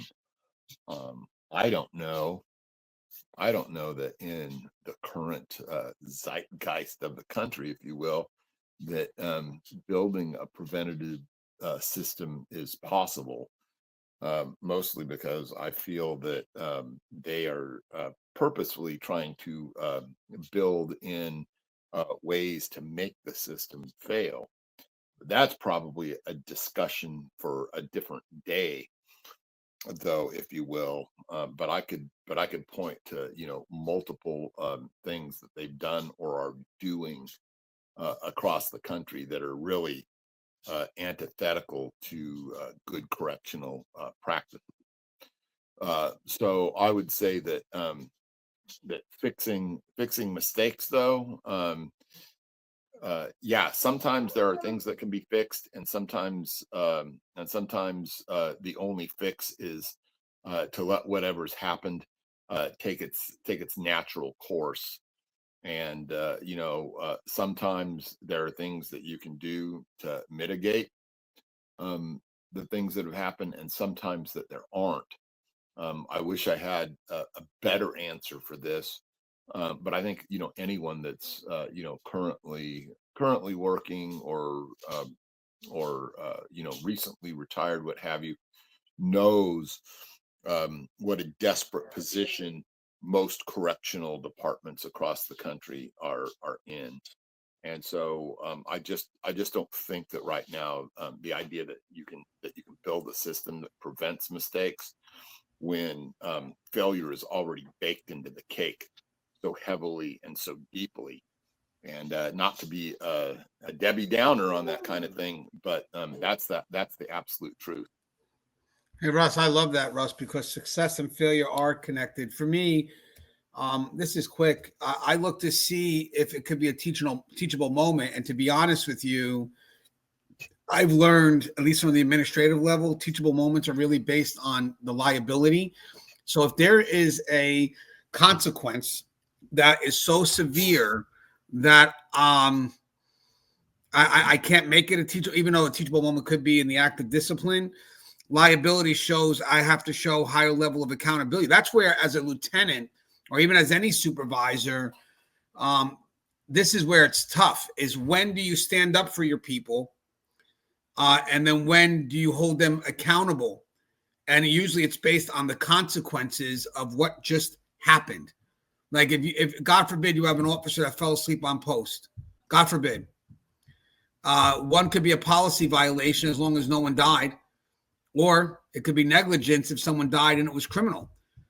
So I know people want fairness across the actions of, negative actions that go against the trusted role, but you also have to look at the consequences. An officer, let's say, God forbid, if they fall asleep and nothing happened, it's going to be a teachable moment. Yes, they're going to get some serious discipline, but will they get immediate removal? I don't know. Sometimes it truly depends on the circumstance, and you have to look at the consequences of what happened. What was the end result? We're going to have human error. We're going to have human error. And if you sit there and treat every situation as absolute, regardless of the consequences, well, then we're never going to have teachable moments. Sometimes you have something that could have been catastrophic, but didn't become catastrophic. And that's when the supervisor may come up and say, hey, I could talk to this individual. I know it could have went this way, but I can make this a teachable moment. And that takes a lot of courage from the supervisors. But it needs to be something from the front line and the lieutenant that agree, like, hey, since nothing happened, and this is when they have to go to the table. This is really where their voice matters. At the end of the day, I know nothing like this. I know this didn't, the consequences weren't severe, but could have been. And I understand that. But this officer is a good officer. They had a bad moment. I don't think the officer is negligent. I just think the officer could have had, as I said, a bad day. Let me talk to him. Let me see if we could make this something constructive where there is accountability, because it could have led bad, but we also make it constructive. And that, to me, matters. I think that's where it comes when fixing mistakes could be a bit harder, because when it comes to fixing mistakes, you have to find the people that are going to advocate for the people that made those mistakes. And you also have to look at the severity of the consequences, because sometimes even the institutional at the greater level, they could have a bad consequence based on good intent. And now people want to come after the person who made, it wasn't the best decision, but the good intent was there. And now they have to advocate for that individual at the highest of levels. So I think fixing a mistake's a lot harder, because, again, there's advocacy behind that. And you have to have leadership that's really not about CYA. But, hey, this employee is a good employee. Yes, actually something happened, but we have to get the intent out there, because right now people don't know why that officer or that staff member could have made that decision. And I got to agree with Russ. I'm not, there's no false problem. I'll give you effort. I'll give you commitment. But to say we can 100% prevent things, well, that would be saying this: inmates don't do anything that we're not aware of, which we know is not true. I'm going to be honest. There's a shared accountability here. Inmates, when they do something wrong, they do it in secret to say I can prevent everything. And every time we discover one route, they develop another. All right, Russ, I got the next question is, how do you ensure the basics are being done when you can't be everywhere? Okay, this one's easy and works on a really basic principle. This is delegation. All right, is from the position that you're at as a lieutenant or whatever that's equivalent to across the spectrum, is your next level down is generally going to be your sergeant, and then from sergeant it's usually either some places have corporals, some places don't, and it's just down to officer.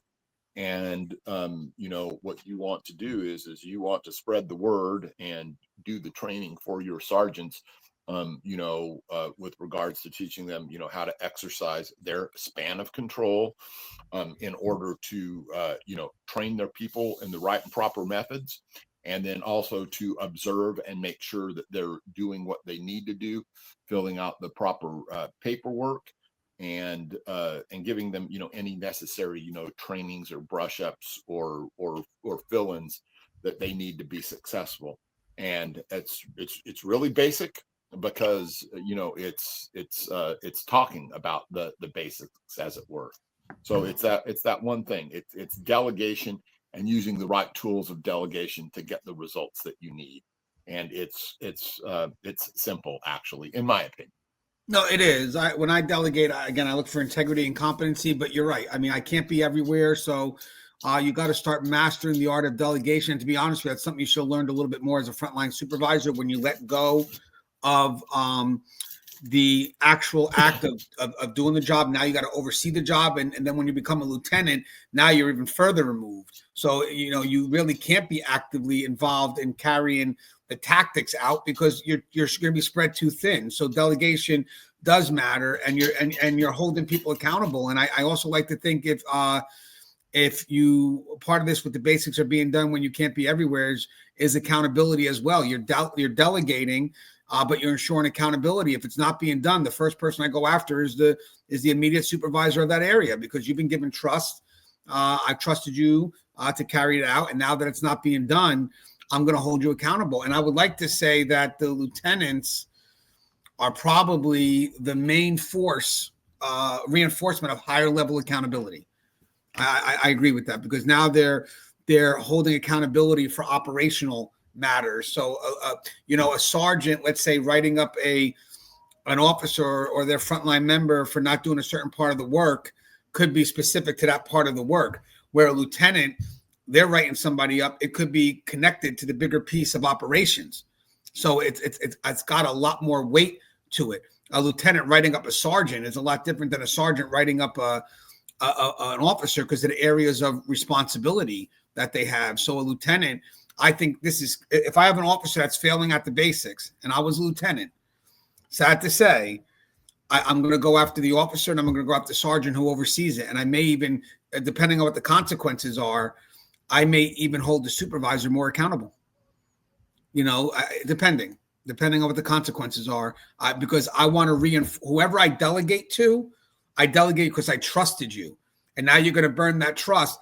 I'm going to hold that supervisor, because they have a higher level of responsibility, accountable, because if you were doing your job, you would have held this person accountable. Now we're at a point right now where you didn't hold this person accountable. So I'm going to hold you accountable, and at a lesser scale, the officer. But my target at that point as a lieutenant is the immediate supervisor, the one I trusted to carry out or make sure the basics are being carried out.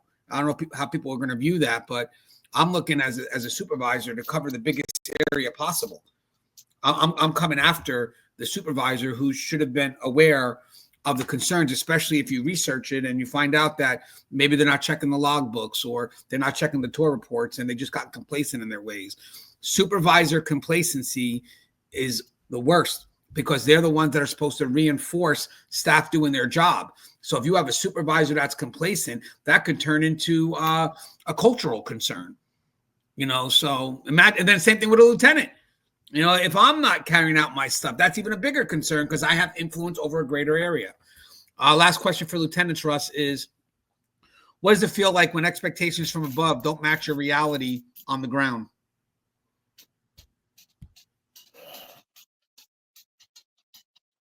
So I think that that's where I would say that we see a disconnect there. I talked about the bridge that lieutenants face, where they're right in the middle, and that one more degree of separation.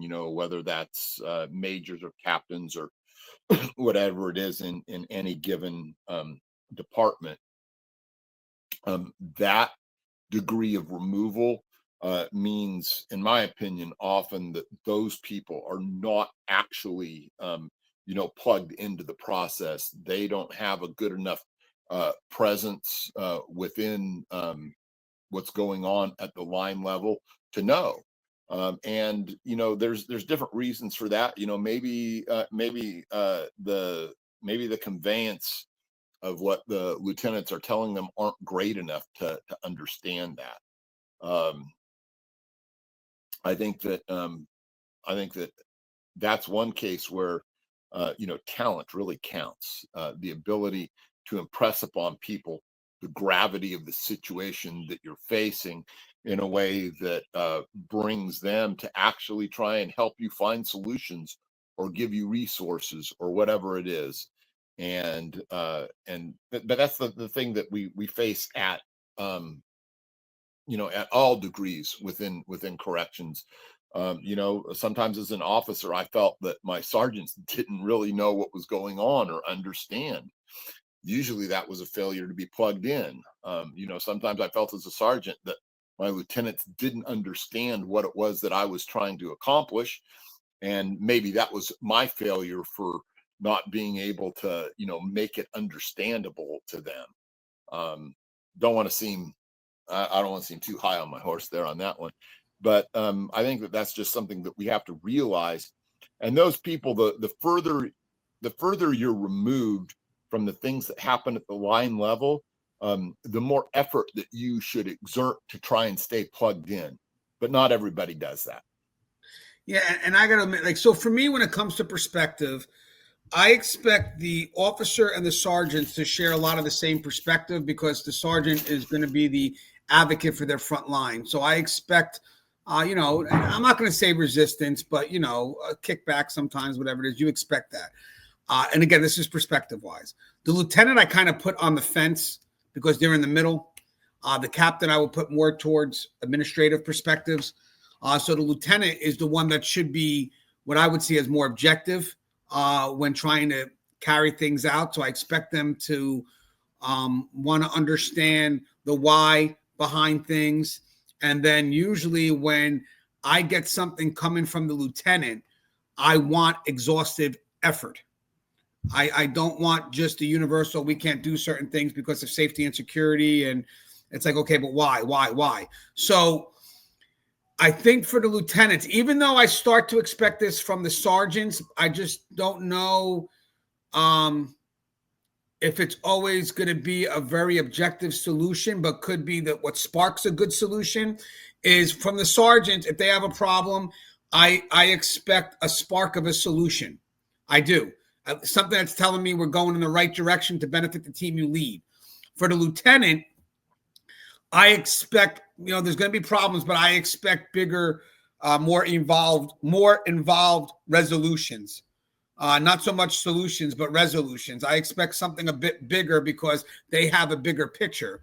The last thing I want from them is biased solutions or running blindly on safety and security and not being able to do these things. So I do find that as a lieutenant, I would expect more of problem-solving resolutions technically from them, where not only are you giving me a problem, but you kind of understand the perspective of where the solution has to be. So at least that helps us at the higher position fall into where that solution needs to be guided. And I will say one thing, if you don't get some level of that involvement from your lieutenant, and if you're a frontline officer and you start to see solutions are going really in a totally different direction because you feel that, maybe your contribution is not being heard, it may not always be admin. You could have someone that's very weak in the middle that has admin's ear,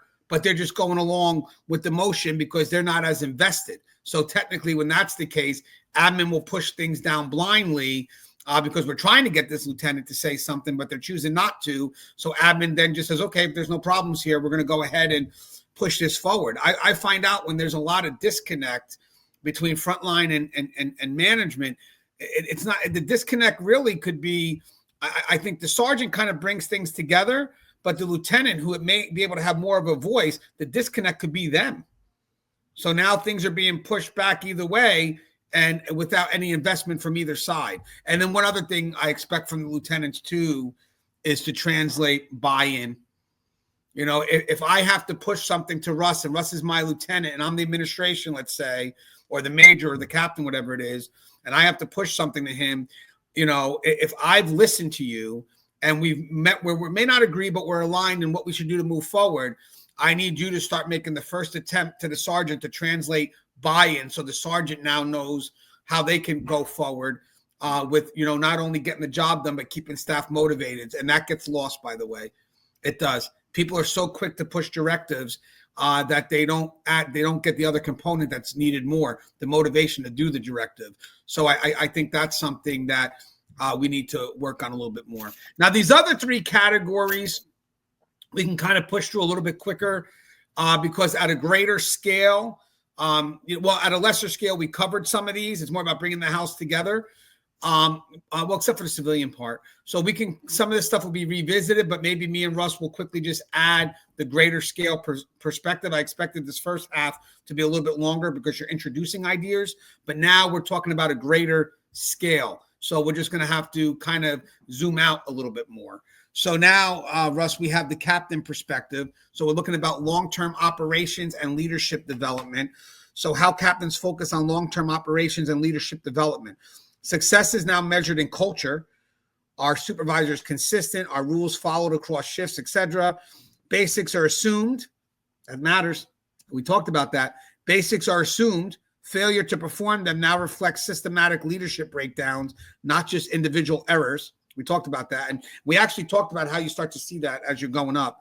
And captains need to develop strong middle managers and reduce their own need to micromanage, because we want the captains to kind of see the bigger picture more and not be so directly involved with the day-to-day runnings on the floor. How their definition of success spans weeks or months. A captain succeeds when performance trends improve, staffing stabilizes, and supervisors lead independently.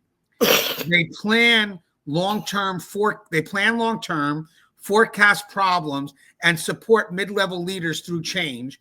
And consistency is everything. Without it, morale and control crumble. So what does appreciation look like for a captain? Being consulted on major decisions by admin, seeing lieutenants grow into reliable leaders, and having their facility or team recognized for professional consistency, not perfection, but resilience. And conflicts or competition with other perspectives. They may feel pressure from admin to hit metrics that don't match up the ground conditions. Frustrated when lieutenants rely too heavily on them, undermining authority at lower levels. And officers may never see captains at all, leading to the perception that they don't get it. Now, the talking points here, Russ, before we go into the questions, are success is now about consistency, culture, and strategic leadership. You're building supervisors and shaping long-term performance. The focus is less tactical and more structured.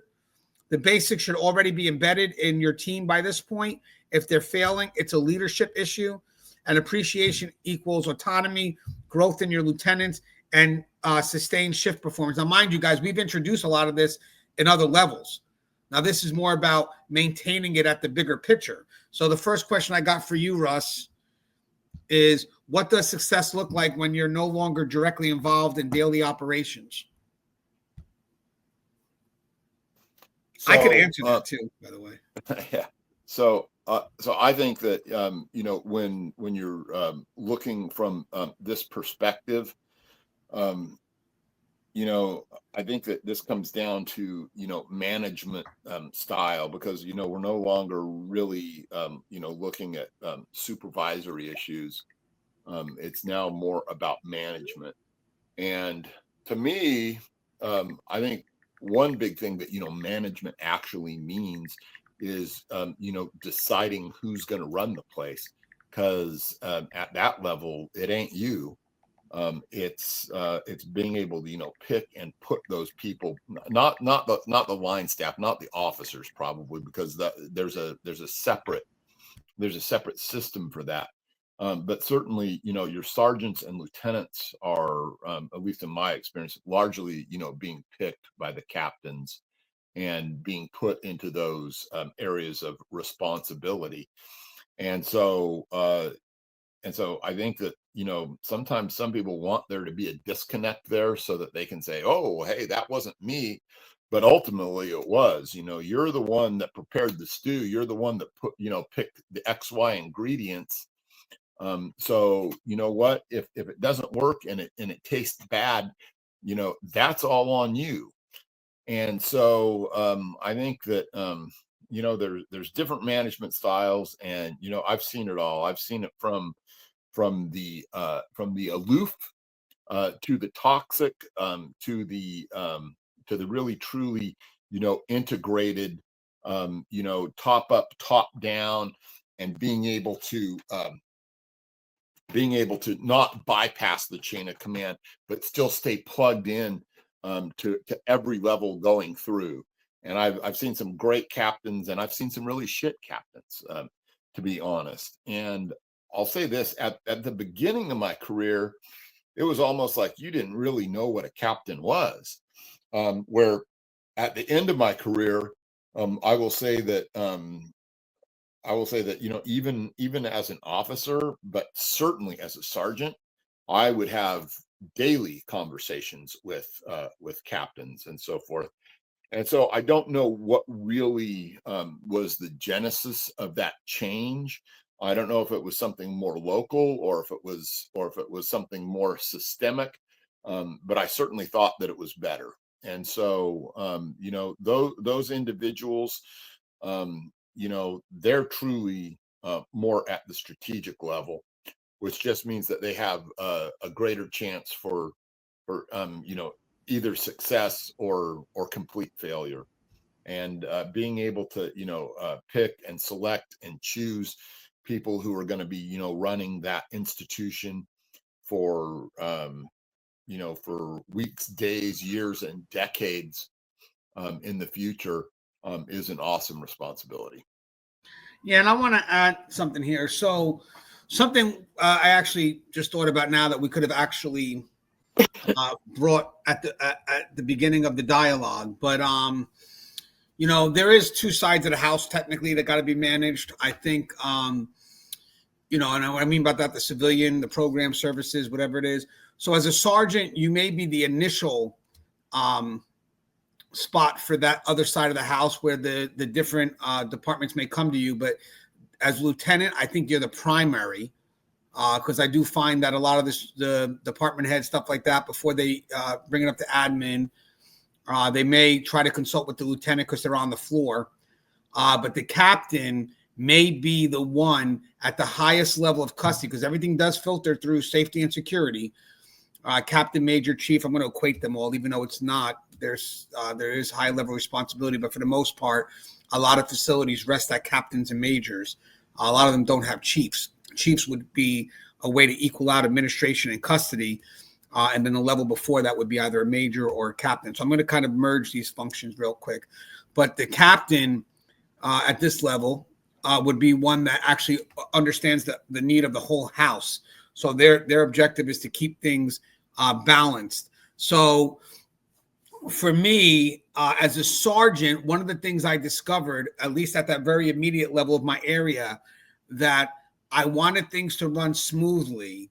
So I wanted to always try to automate the process. And I think that's funny too, because even as officers, I think about, I was trying to do that as well. If I let out expectations, I want the expectations to be followed without little interference from me. So I knew that I may run around a little bit at the beginning to set those expectations, but eventually I want the expectations to run, so I'm not always actively involved.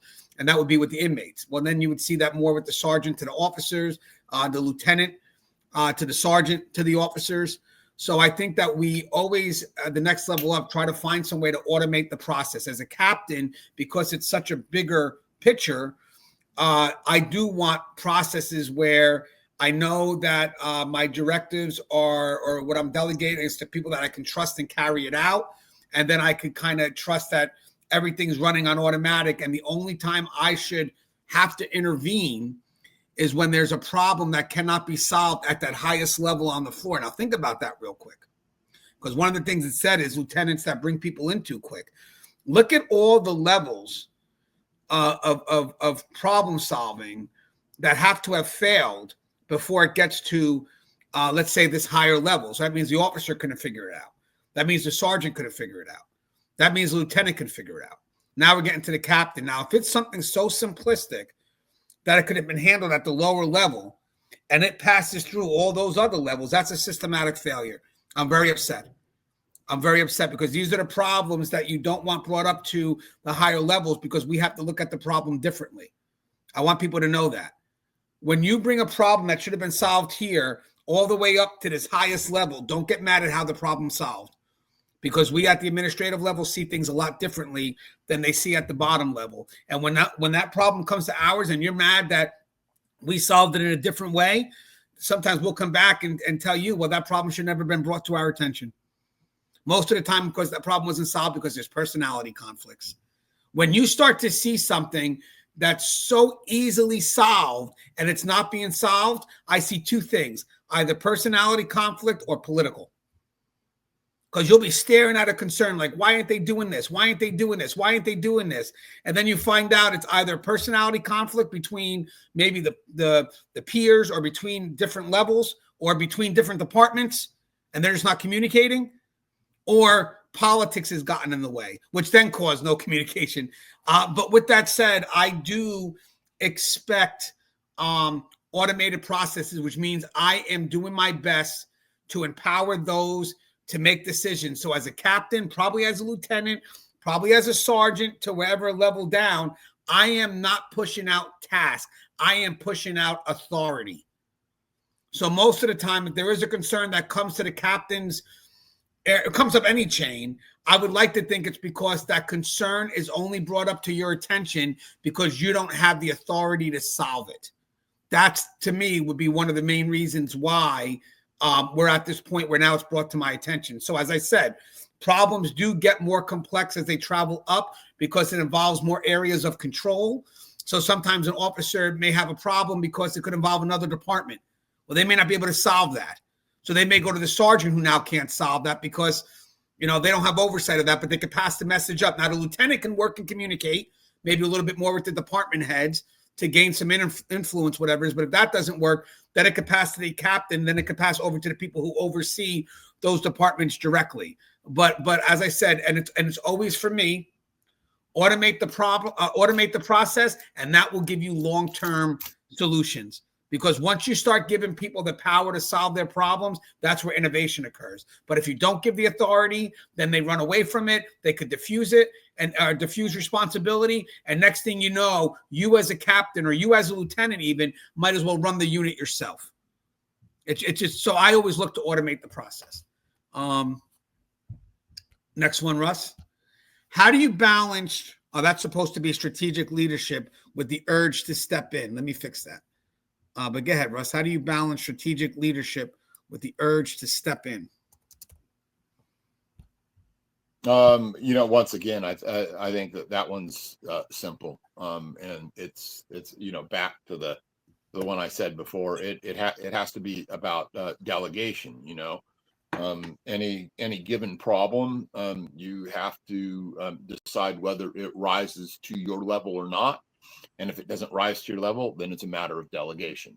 And so just, real simple, that person below you should be the one that's leading the charge to get it done and reports back to you on the process and the progress of that. And no more than that, hopefully. Otherwise it's a personnel issue. And then you have to, address that through getting that person below you the necessary, training and experience to deal with that. Yeah, like for me, outside of the basics, I expect 100% of the basics. I do. Because that's where safety and security is embedded. It's foundational. Anytime you evolve off that, there's percentages, But again, basics are fundamental. They're the fail-safes. So with that said, I stopped looking for perfection. I stopped looking for how I would have gotten it done. I start looking to see if this is delegated out, can this person at least handle 80% of it? And then everything else we could figure out. You have to be willing to let go of a certain percentage. The basics, as I said, are cut and dry. There's no room to do anything less than what's expected. But there are certain things you're going to try to implement into a world that has to adjust to it. So you can't expect perfection at first, and you have to look at failure as part of the success of the growth and making sure it meets the standards. But you also have to be willing to let go of your involvement to some extent in initially carrying it out. So if I got something I got to implement, Russ, what are your thoughts? Blah, blah, blah. Fine. Now Russ has to pass his thoughts down until it hits the mark of who has to carry it out tactically. But for me, strategic leadership is long-term. So the one thing I do care about is I'm always going to push down the how. I want investment. I care about alignment. I want people to I want people to be aligned with what it is that we're trying to accomplish, which means I want their buy-in. I may not want their agreement, but I want their buy-in, which means I got their committed effort. But I am going to do my best to explain to them the strategy and what we're trying to meet long-term. And then I'm going to pass the authority down so it could be accomplished. And the only time I might find myself stepping in is if what they're doing conflicts with the ultimate what of what I'm trying to accomplish, if that makes sense. So like, as long as everybody's on the same page on what has to be accomplished and we're working on procedures to get it done, hey, like Russ said, trial and error, it is what it is. Let's figure out how to move forward with the how. But if I'm starting to lose the bigger picture and the what that's being accomplished is nowhere near what I want, now I'm going to start bringing more people to the table and express, again, guys, we're far off from what we're trying to accomplish, But I do my best not to get involved with the how unless everybody's just giving me excuses. If they're just giving me excuses, then I'll come back and say, you know what, guys, I've asked you for your opinion.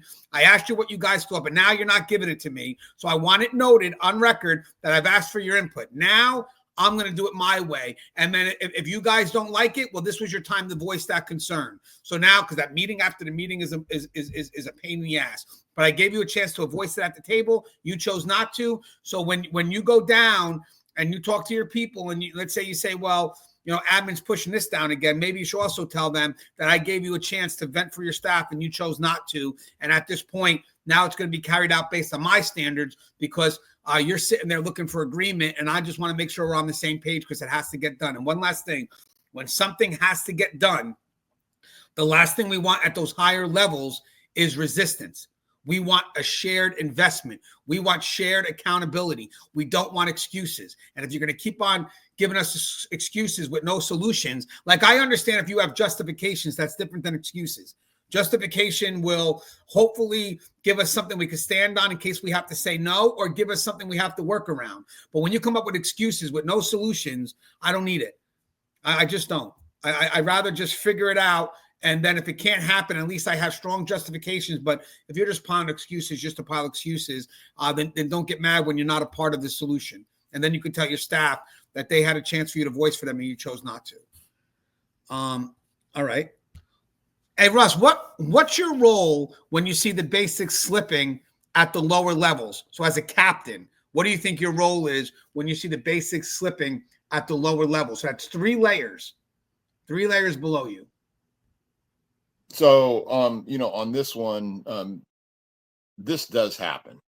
There are just times where, whether it's combat fatigue, at some places where there's a lot more activity, or whether it's just, we start to get into a little bit of the complacency of routine.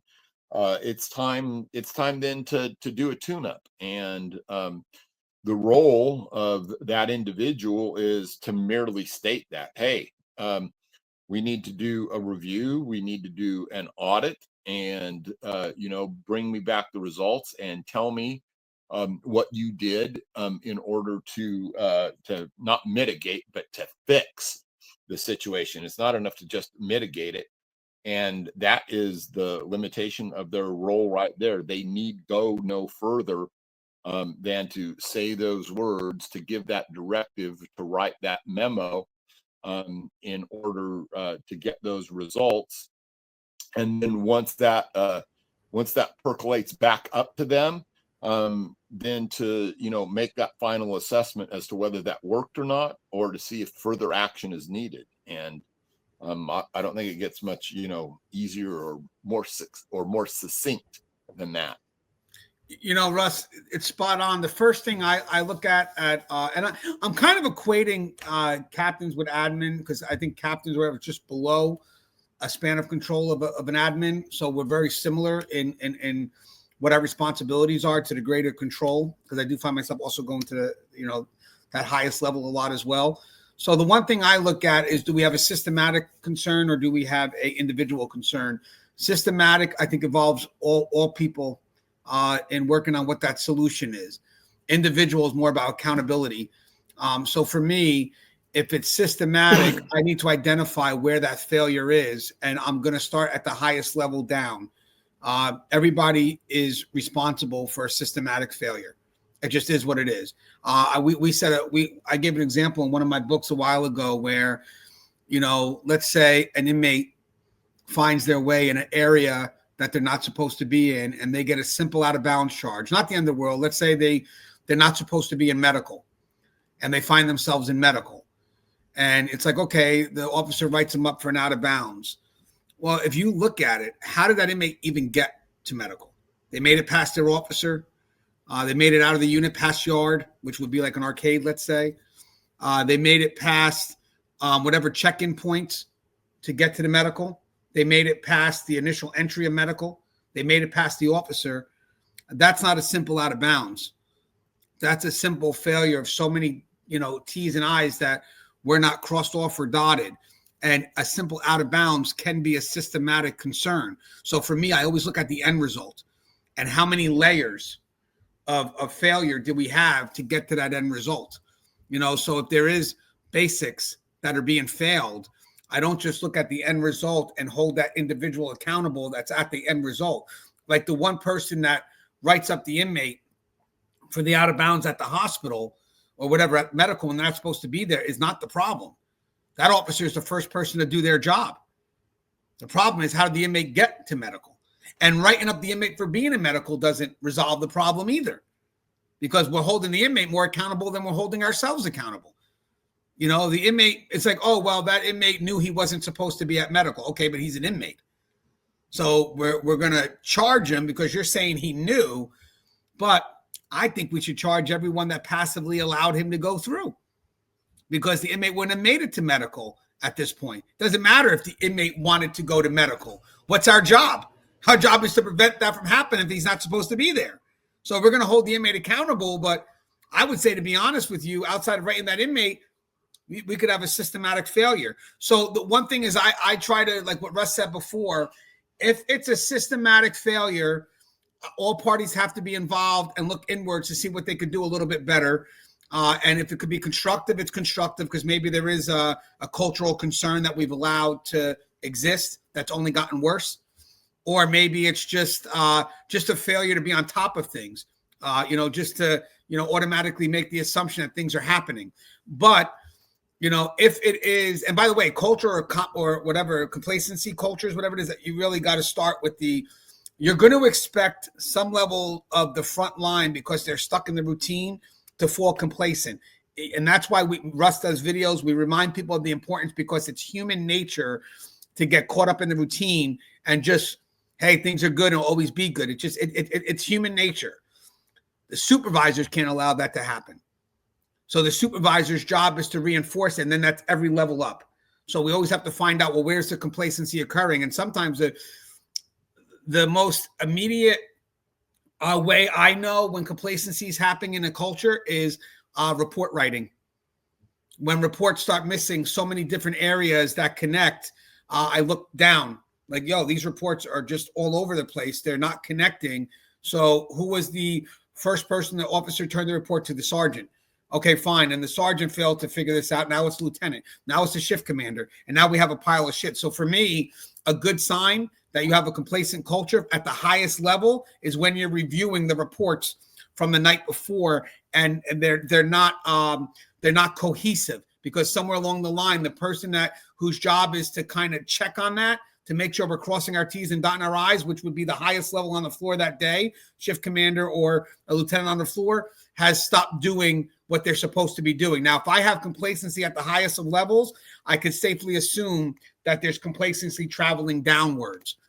So it's a pretty safe assumption. So again, the complacency at the highest levels forces me now to revisit everything that we're failing at. And again, as we mentioned before, if there's individual accountability, then I expect the person directly over them to hold them accountable, do what they feel is the best means to address that level of complacency or that level of failure at the basics. Usually a failure at the basics could lead to some serious write-ups because that's where it's expected. That's where the person's empowered. And then to be honest with you, this you'll never get, but I would like to get it, peer support in the efforts of management to reinforce the basics. Because those reinforcement of the basics, the people that are most protected by that is the front line. So I would love to see if you have an officer that fails at the basics because they're just not committed to the job, and then management holds them accountable, we shouldn't be seen as the bad guys because that accountability is trying to make it safer for them. And last question for a captain, Russ, is what helps you feel supported and respected in your role as a captain? What would you think?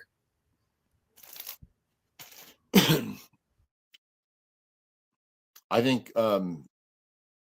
that, clearly the thing that makes that you're being effective is going to be, the type of support that you receive.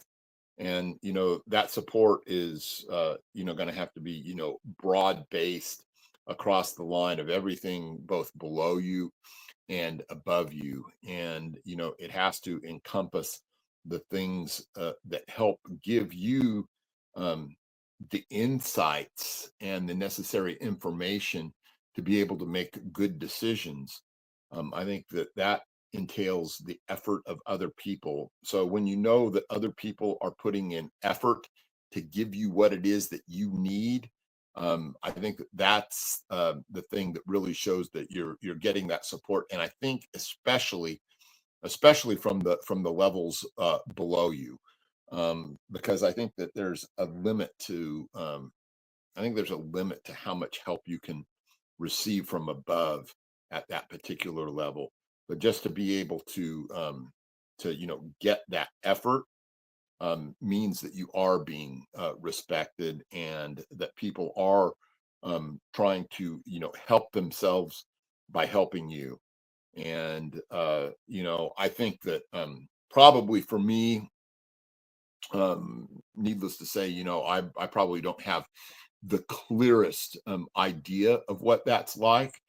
But at the same time, I've been a pretty good student over the years as to human nature and the things that motivate humans overall, but also being able to observe captains and lieutenants and wardens and everything else in close proximity in a way that I think that I'm able to maybe get a little bit of a handle on that and have a little bit of insight, even if it's from a little bit of a distance. Yeah, and Russ, exactly what you said. I think as a captain is the last level of, I guess, custody oversight. So as administration, you should expect some percentage of,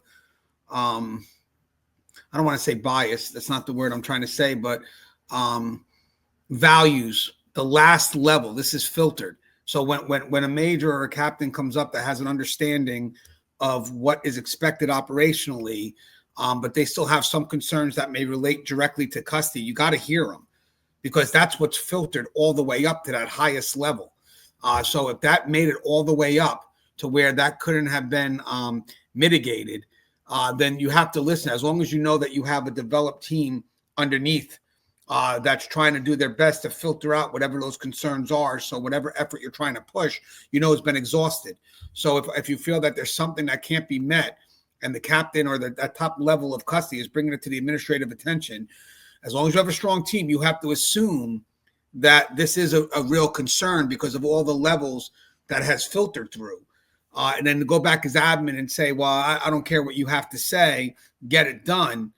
You would have to assume that the experts at each level have tried.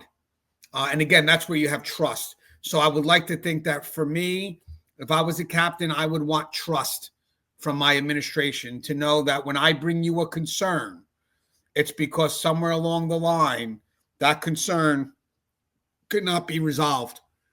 And that's something that should not be pushed away so quickly from admin. So support for a captain is you are the final voice, and they have to have say at that table, at that administrative table. They have to have say that I would say almost equates in authority with the administrator. And the reason why I'm saying that is because safety and security is paramount. Now, granted, if you're also someone at that level and all you're doing is giving excuses, and you wind up not really being valid in your concerns, but rather just everything's an excuse, you're going to lose credibility. And when you start not having that level of equal say at that table, that's because you did it to yourself. Because eventually, people, I've seen in my time, sergeants come up with better solutions than lieutenants. And when you look at it, it's not because the lieutenant didn't know what to do.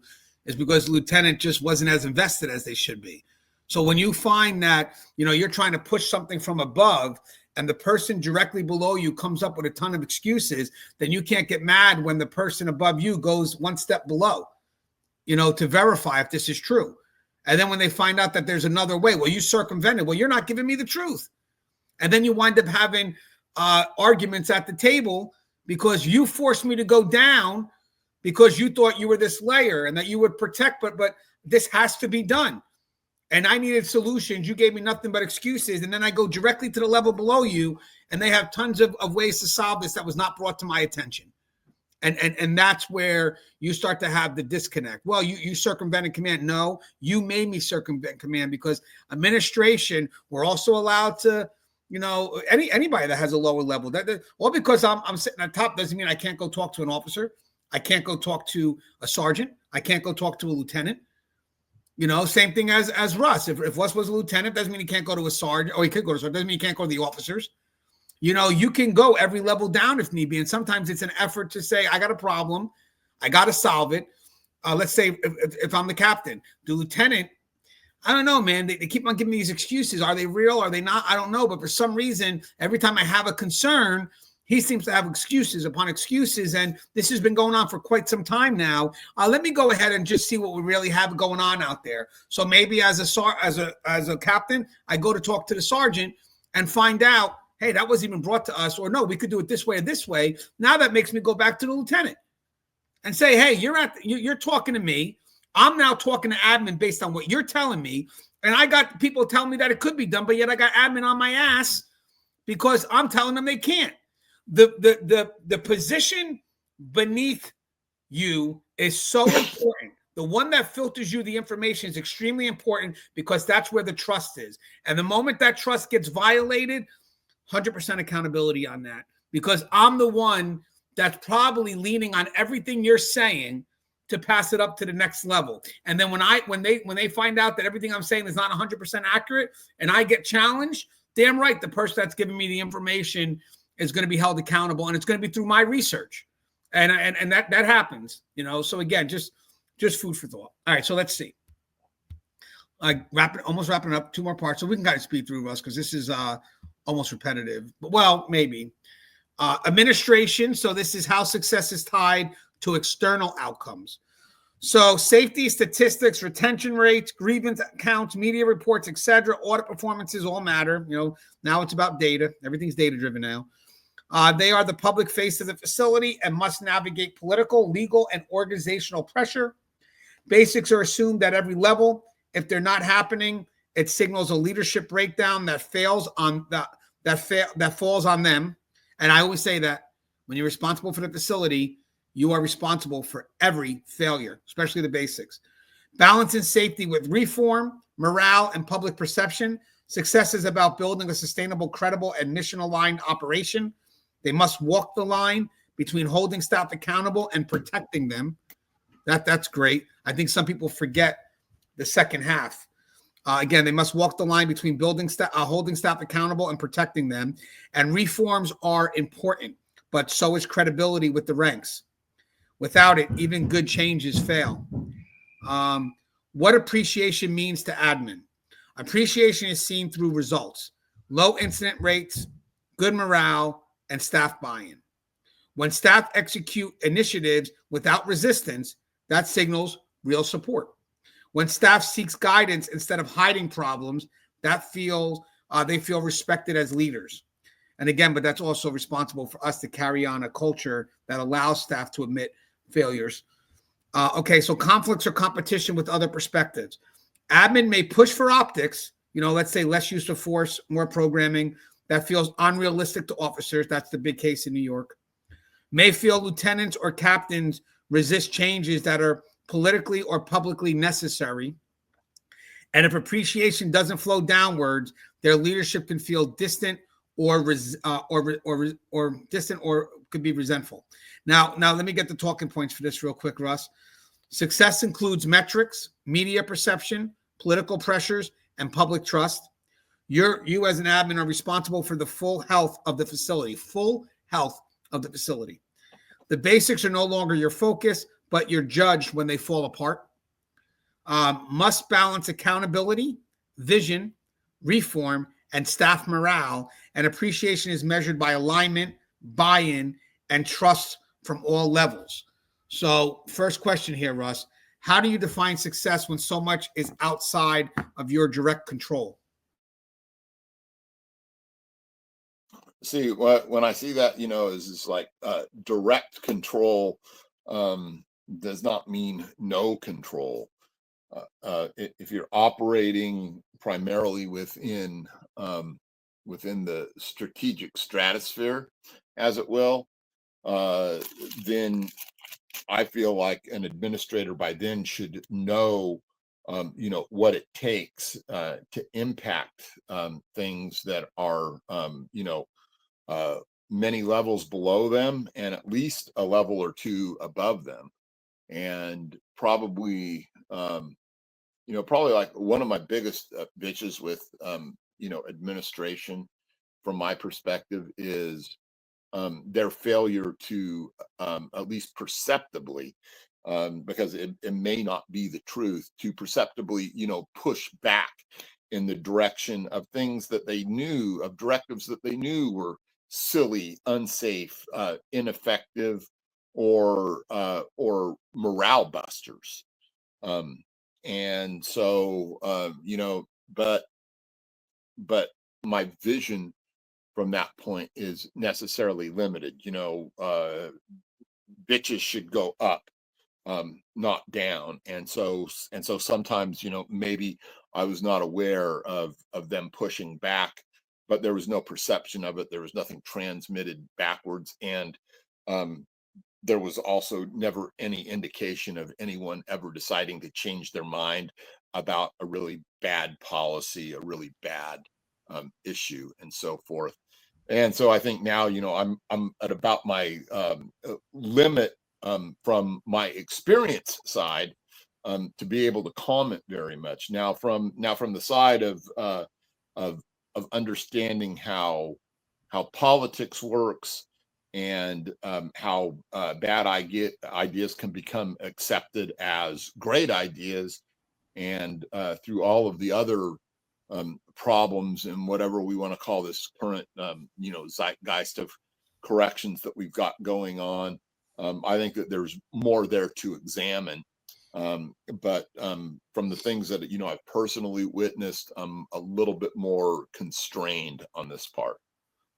So for me on this one, I think it's the promise of outcomes that you can't deliver that winds up putting these people in higher positions, because most likely the people that are in higher positions, especially the admin positions, could be more political positions. They're more focused on where they could be tomorrow. So they're usually, some of them could be brought in because they're making false promises. And then now reality sits in and it's not as easy to accomplish as they promised that it would be. So now it's more about the effort behind the work that's being done, and letting people know that, right at the beginning, I would love for even when you're running for politics in general, I would love for someone to just do this. I don't know what my next step will be until I get into office, because you truly don't know. You truly don't know. And then you got to trust in who I am to make the right decision. Because at the end of the day, everybody will judge false promises because the politicians, we know we can't trust politicians. So what do? We fall into the false promises that they make because that's better than the false promises of this individual. But at the end of the day, if we could just trust in the effort because we knew more about the individuals, we would trust in whatever choice they would make. Because we know that the choice was on the back end of an exhaustive effort that at that moment just could not give us the outcome we wanted, but we knew they tried. So again, the committed effort to me is what matters the most. Now, how do you define success when so much is out of your direct control? Success to me is in the effort of trying, trying to bring everything together, trying to, see what works, what doesn't work. And then success is in growing the facility through successes and failures. There's a lot, you could probably learn more from a failure than you could from a success. And another thing I'd like to add is that the one thing I do expect if for success to be viewed from frontline to admin in that perspective is that what I would expect from my admin, and hopefully admin internalize this as being successful, is again, with the effort, am I communicating foundational needs that we cannot change, regardless of what's trying to be pushed? These are things that I cannot budge on. So if you want to push this, I am going to give you kickback on this unless I'm being ordered. And then I will let people know that this order is coming from above, because at this point here, at this level, I need the people to understand that I'm working with them because we're all part of the same house. This is a lot different than a sergeant trying to diffuse responsibility, or a lieutenant trying to diffuse responsibility. This is the house as a whole. And the people at the front line have to realize that the person that represents the house is doing their best to defend the needs of the house. So I have no problem if I have to say, hey, guys, this is from external control. It's not an in-house matter. Like the funny thing is this, is that if I'm a sergeant and I have to push something and frontline doesn't like it and I want to blame admin, that's divisive because we're all part of the same house. Try to figure out a way to smooth the message so we maintain good, positive relationships. Now, granted, if there's an outside concern, which I don't want to say is the common enemy, but somehow we have to try to meet in the middle, but we know the concern is coming from the outside, I see no problem with voicing that to the people because they know, the unions know, they know where this concern is coming from. I think that's when we as a house have to definitely say our effort, but it didn't go the way we wanted. So at this point here, these are the things I let them know that I would not sacrifice. And these are foundational necessities to working in corrections. And the other thing I would like, and this is what gets lost, when you have people in these positions that are only looking towards the next step, they wind up sacrificing what's important for what's urgent. The moment someone puts a timestamp, we could do it. And it's like, hey, I don't know what position you're going for tomorrow, but we can't.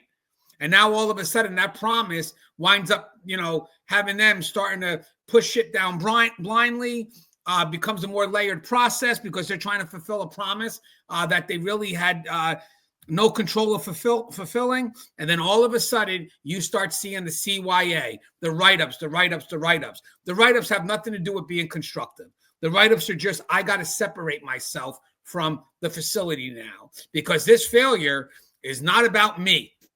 This failure is about them. Yeah, okay, fine. And when it all goes backwards, you'll also be leaving, just like, you'll be disciplined as well. You can't separate yourself from the shared accountability of running the house. So I would say direct, where so much is outside your direct control, how do you define success? In the effort to, to give argument to what what could violate the true needs of the house. Especially regarding the basics, because most of the time these outside changes, when there's a shift in priority and there's a timestamp, the first thing to be thrown away are the basics, because everybody gets so worried about time that they start maneuvering the process for efficiency or convenience. So because you put a timestamp, I'll guarantee you basics are being ignored to meet the timestamp. And that's where you have to kick back on as a house. All right, so let's see. So, Russ, what happens when the facility looks good on paper, but the floor says otherwise?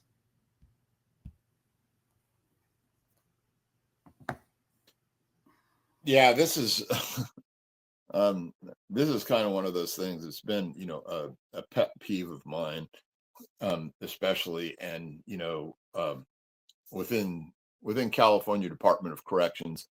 I've seen so many times where they change definitions, and they change the way the paperwork looks, and they try and cover up things, even murders and things like that, in order to try and look better than things really are. Because in the end, at that level, and I place this squarely on administrators and above, because they don't want to be held accountable.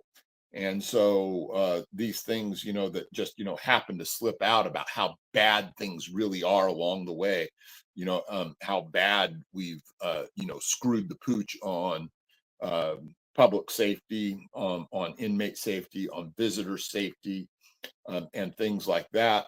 Rather than trying to fix things, people remain committed to an ideology that is, in my opinion, corrupt through and through, just for the expedience of being able to look good, from a perspective of how do I say, of political correctness, as it were.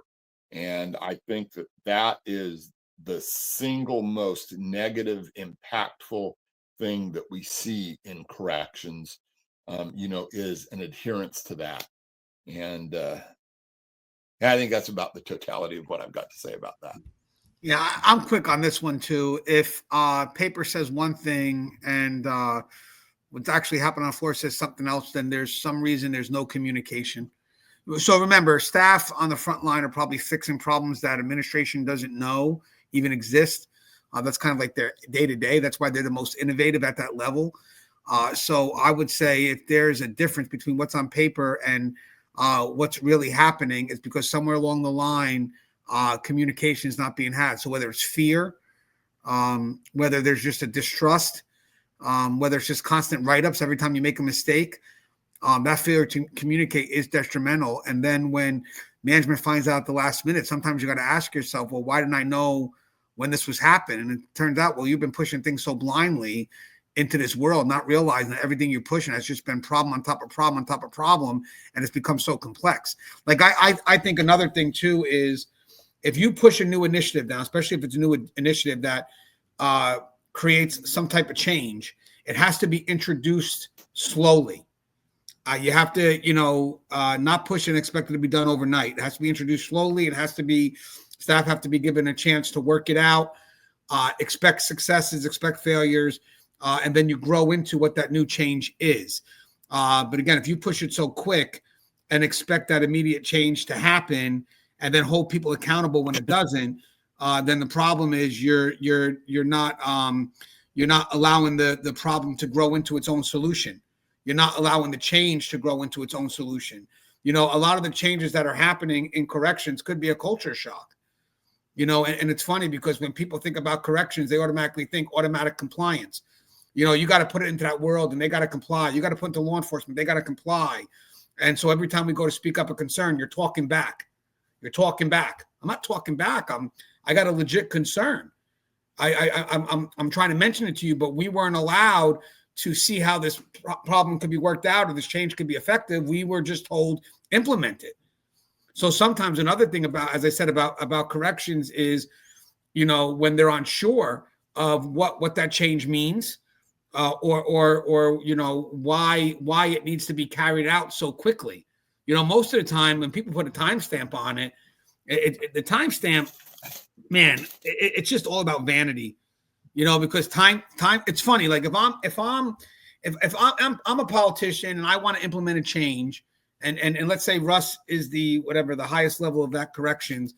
So I may say, hey, Russ, how long will this take to kick in? And Russ is being honest. He goes, I don't know. It's going to take a while because, it's going to have to change the culture a little bit. Remember, staff is used to this. So we got to introduce it to them. And then we got to go ahead and listen to what they have to say. Well, now I want to show my authority by the timestamp. That timestamp is just an authority push. That's all it is. Because then when they go to sell it, they'll be like this. Yeah, I talked to administration, blah, blah, blah. And I gave them 90 days. It's like that's just to advertise that authority. That time is just to advertise when you get the real honest people that would be saying, yeah, I talked to administration and we're working on it. It's not an overnight fix, but we're working on, there's some kinks. No, I want absolute authority, 90 days, 60 days. When you're implementing some of these changes, you got to realize if you're from the outside in, you're not going to know what changes affect the culture of what's being done. And when you have a culture change, that's a systematic change. You don't just expect that to be done overnight. There's habits that people got to kick. If there's some habits that are going backwards, then we got to get people used to a system where we got to change those habits. And yes, maybe at the very beginning, you're still trying to create the momentum. So there is some level of controlled management. I'm not going to say micromanagement. I don't like that word, but controlled management to make sure we're heading in the right direction. Appreciation. Remember, culture is what you tolerate and what you don't tolerate. Are you rewarding what's working? Are you, at some level, addressing what's not working? And that takes time. And to sit there and put a timestamp on it and say that these things could be done overnight because we're in a culture where compliance is expected, well, you're eliminating the human factor. And the funny thing is, when it comes to this, we give more forgiveness for inmates who constantly may violate the change that we're trying to introduce, as opposed to the person who needs the help trying to carry it out. Most of the time, when you're trying to carry out change, some of the biggest conflicts are the ones that are the inmates that are committing to behaviors that violate what we're trying to introduce. But now the people that are trying to introduce it are the ones that are being held accountable more than the inmates are. So as I said before, and I did a show on it, and this is just a quick little I don't know, metaphor, something to draw some similarity, is no facility has a drug problem. It's the people in the facility that have a drug problem. So with that said, if you pose the message as that facility has a drug problem, then 100% accountability goes on the facility to make the change. And that's unfair because we can't control behaviors that happen in the dark. We try, we prevent, but all we do is develop in our effort to chase down one road, it pushes them into another road. So with that said, when you say that the individuals in the facility have a drug problem, now we have shared accountability.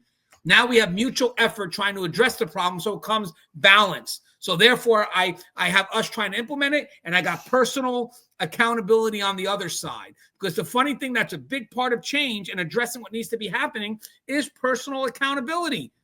What are you doing to deter? Charges, some lock time. That's both punitive and rehabilitative.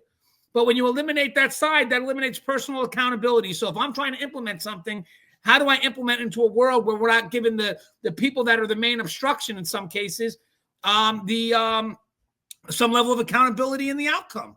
I would like to add this for this one section here is we will commit to the effort as long as you listen to us. But if you want to put 100% of the accountability on us, and I'm not saying it's a blame game, that's unfair. Because at the end of the day, if you put 100% of accountability on us, who's controlling the other side? All right, next slide. Sorry about that. That was it. How do you promote reform without losing staff trust? That kind of just touched on that a little bit. Well, I think it depends on what you're trying to reform. I also think it depends on how you couch it, and I think it depends on whether or not you can articulate a reasonable philosophic viewpoint as to why it's needed and how it's going to enhance things. And I think that if you're talking about with the way that we do things today and the way that things are in this climate, I would say that you've already I would say that people are already lost on the process because the stuff that they've done has not helped. It's hurt, and it's been antithetical to good correctional practices. And I mean, maybe in the future when we can talk about what some of those practices and policies and things are that they've done, that they claimed in the recent past. Oh, Priya is going to be fantastic. And then not only was Priya not fantastic, and they couldn't figure out how it was going to be used, as a weapon against staff, and trying through the grievance process to disrupt good orderly operations.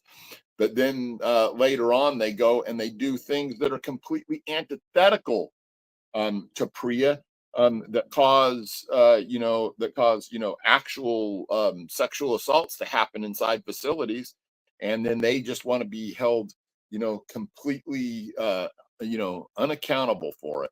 So I think that the disconnect right now is so big, that they have to win back trust first before they start promoting any kind of reform at all. Yeah, you're 100% correct. Trust is key. Trust allows for conflict. Conflict is never really personal. It's, over ideas. And sometimes people just think conflict needs to be avoided. No, if you have trust, conflict can be very healthy, because it brings about investment and then ultimately personal accountability. Because if me and Russ have a discussion, again, not looking for agreement, looking for alignment, and Russ kicks in his side, whether it goes away or not, his way or not, he knows he's been heard. And now if Russ made a commitment to something, I can hold him accountable. Hey, you promised me this route. And the other thing is, and it kind of, we touched on this before, is that you have to get your staff involved somehow. That's where I think the outside kind of realizes the outside messes up, because not only they push what, they try to push how. So now if I'm an administrator, I'm trying to run the facility, how do I get staff's involvement if everything's been layered? If everything is driven by procedure, doesn't give staff any discretion. Like we know what we have to do, but now if you start pushing into our world how it has to be done, you're going to get resistance, because now you're telling us, how to do our job. And a lot of us, we don't want to hear that, because we know our job. We know what needs to be expected. And it's sad for us to get generalized into the negative when we have more positive in this profession than negative. So a lot of people, our credibility is always under attack because of an incident that happened, which represents not even a percent of who we are. And now people think that not only can they tell us what to do, but the bigger insult is how to do it. That's the bigger insult. Not only are you telling us what to do, most of us could accept that. We get it. External pressure could always change what we do. But how is what we need investment in that. We need 100% investment, because we're the ones that have the biggest investment in that, because I'm doing it a certain way. Now you wake up one day and say, I have to shift everything I've done for 22 years to meet a certain standard. And people are like, well, you have problem meeting that standard. No, I don't. I know that standard's got to be met. But when you start telling me how I have to do it without allowing me through my own personal experience to see what's best for me, and when I say best for me, I mean ultimately the safety and security of each individual that works inside that facility. Because now imagine this, guys, for people from the outside, when you start telling people how to do their job and you're from the outside, the one thing you're not realizing is that we understand safety and security. That's our expertise. And some of the decisions we may kick back and say you're putting our life on the line. And there's no way that, that can be negotiated. And yet somewhere along the line, someone is trying to negotiate that. And how we translate that is that subtle change that didn't involve our input means that you don't care enough, not just about our input, but our safety. And that's something where staff will not negotiate on and should not negotiate on. So again, how do you promote reform without losing staff trust? They have to be involved. They have to be involved. We have to be able to sit at the table. And the reason why sometimes people don't want staff at the table, and by the way, correctional officers are very direct. I'm tired of trying to have conversations where we're more concerned about how people feel subjectively than to actually solve the problem. Oh, it's controversial. It's not controversial. Subjectively, you're making it controversial. At the end of the day, if it's not a good idea, staff should say it's not a good idea. Oh, that's going to insult this legend. It's not a good idea. Stop worrying about saving face. We're not being respectful. We didn't say we won't work with you. But what's become controversial today is really because we're more afraid of hurting each other's feelings. And when you work in corrections, we are very direct. We work in a world that you have to be direct. You have to be direct with the orders you're given. You have to be direct with your justifications if needed. We don't really, if we spent all time trying to negotiate, especially correctional objectives, safety and security, we wouldn't be in the position we're in. And to know right now that when we're at a table, when we could suggest for changes and people don't want the directness because they're more concerned about subjective interpretation of what I feel you meant when you said what you said. That's bullshit. Every change right now that seems to be controversial when you know the solution is this is because politics has gotten in the way, personality conflicts, and the people that suffer are the people that do the job. It's that simple. It's just that simple. I'm more concerned about using the proper verbiage and being held accountable than being forgiven if I say the wrong word, because I'm sure I didn't mean to say the wrong word. But let's not use that as a damn distraction to find a resolution. All that subjective interpretation that makes things controversial is just a distraction from allowing us, the people with the people that are experts, to give our damn opinion, a valued opinion, an experienced opinion. The list goes on. All right, hold on. Damn, what's going on here? Okay, Russ, last part of this section, and then we'll speak to the civilian side because we covered a lot. If you're a civilian, you're watching this, the next section, there's a lot of things that we already said. So that would apply regardless if you're custodial or not. All right, for this one is, how do you stay connected to the people carrying out the vision? Last part for admin. Oh, I mean, that's simple. That's all about communication, and communication has been made really easy these days. By the advent of instant messaging, of email, and of all of the chances that we have to get involved on things like Zoom calls, etc. And that's just an effort that people have to make, and it's really truly as simple as that. And I just think it's one of those things that, hey, if you're in that position, you should be the one initiating and making those efforts, and then making it clear that you're open to that reciprocal contact, in a way that makes people feel like, hey, they can call you on the phone, they can instant message, they can open up a Zoom call or whatever the current latest communication system is. It's that easy. Yeah, I agree. There's not much for me to add there. You keep the communication open, maybe follow-up meetings, but you allow, once you go to implement the vision, then it should be less downward push and more upward driven when it comes to communication. I already pushed what the expectations are. Now I'm going to be on the receiving end of what's coming up my way. And I think that's the key. I think that once you push it down, it's less communication going downwards and more communication coming upwards. And I think that's a great way of looking at it. An open door policy does not mean circumventing chain of command. Most of the dialogue, it's crazy. It's some people are looking for clarity. So why am I shutting the door on clarity? Well, you should have went to the sergeant first. He wasn't questioning what was supposed to be done. They want clarity. I'm the one that's pushing the vision. So maybe I'm the best person to provide that clarity at that point. But that's why you have the follow-up meetings. And I also like to add one more thing. When you have the follow-up meetings and we're working together collaboratively, don't worry about rank. Just sit there, let everybody speak their mind, let them feel heard. As long as we're not disrespectful, if there's trust, it's never personal. It's more about getting the job done. All right, last part, Russ. And this is part one of a 5-part video. How many are there on this one? We could speed through them. I could just do all the questions. You could just cover what you want to cover. Because we covered a lot of it. So if you feel that if you feel like it's been covered, just you can mention it.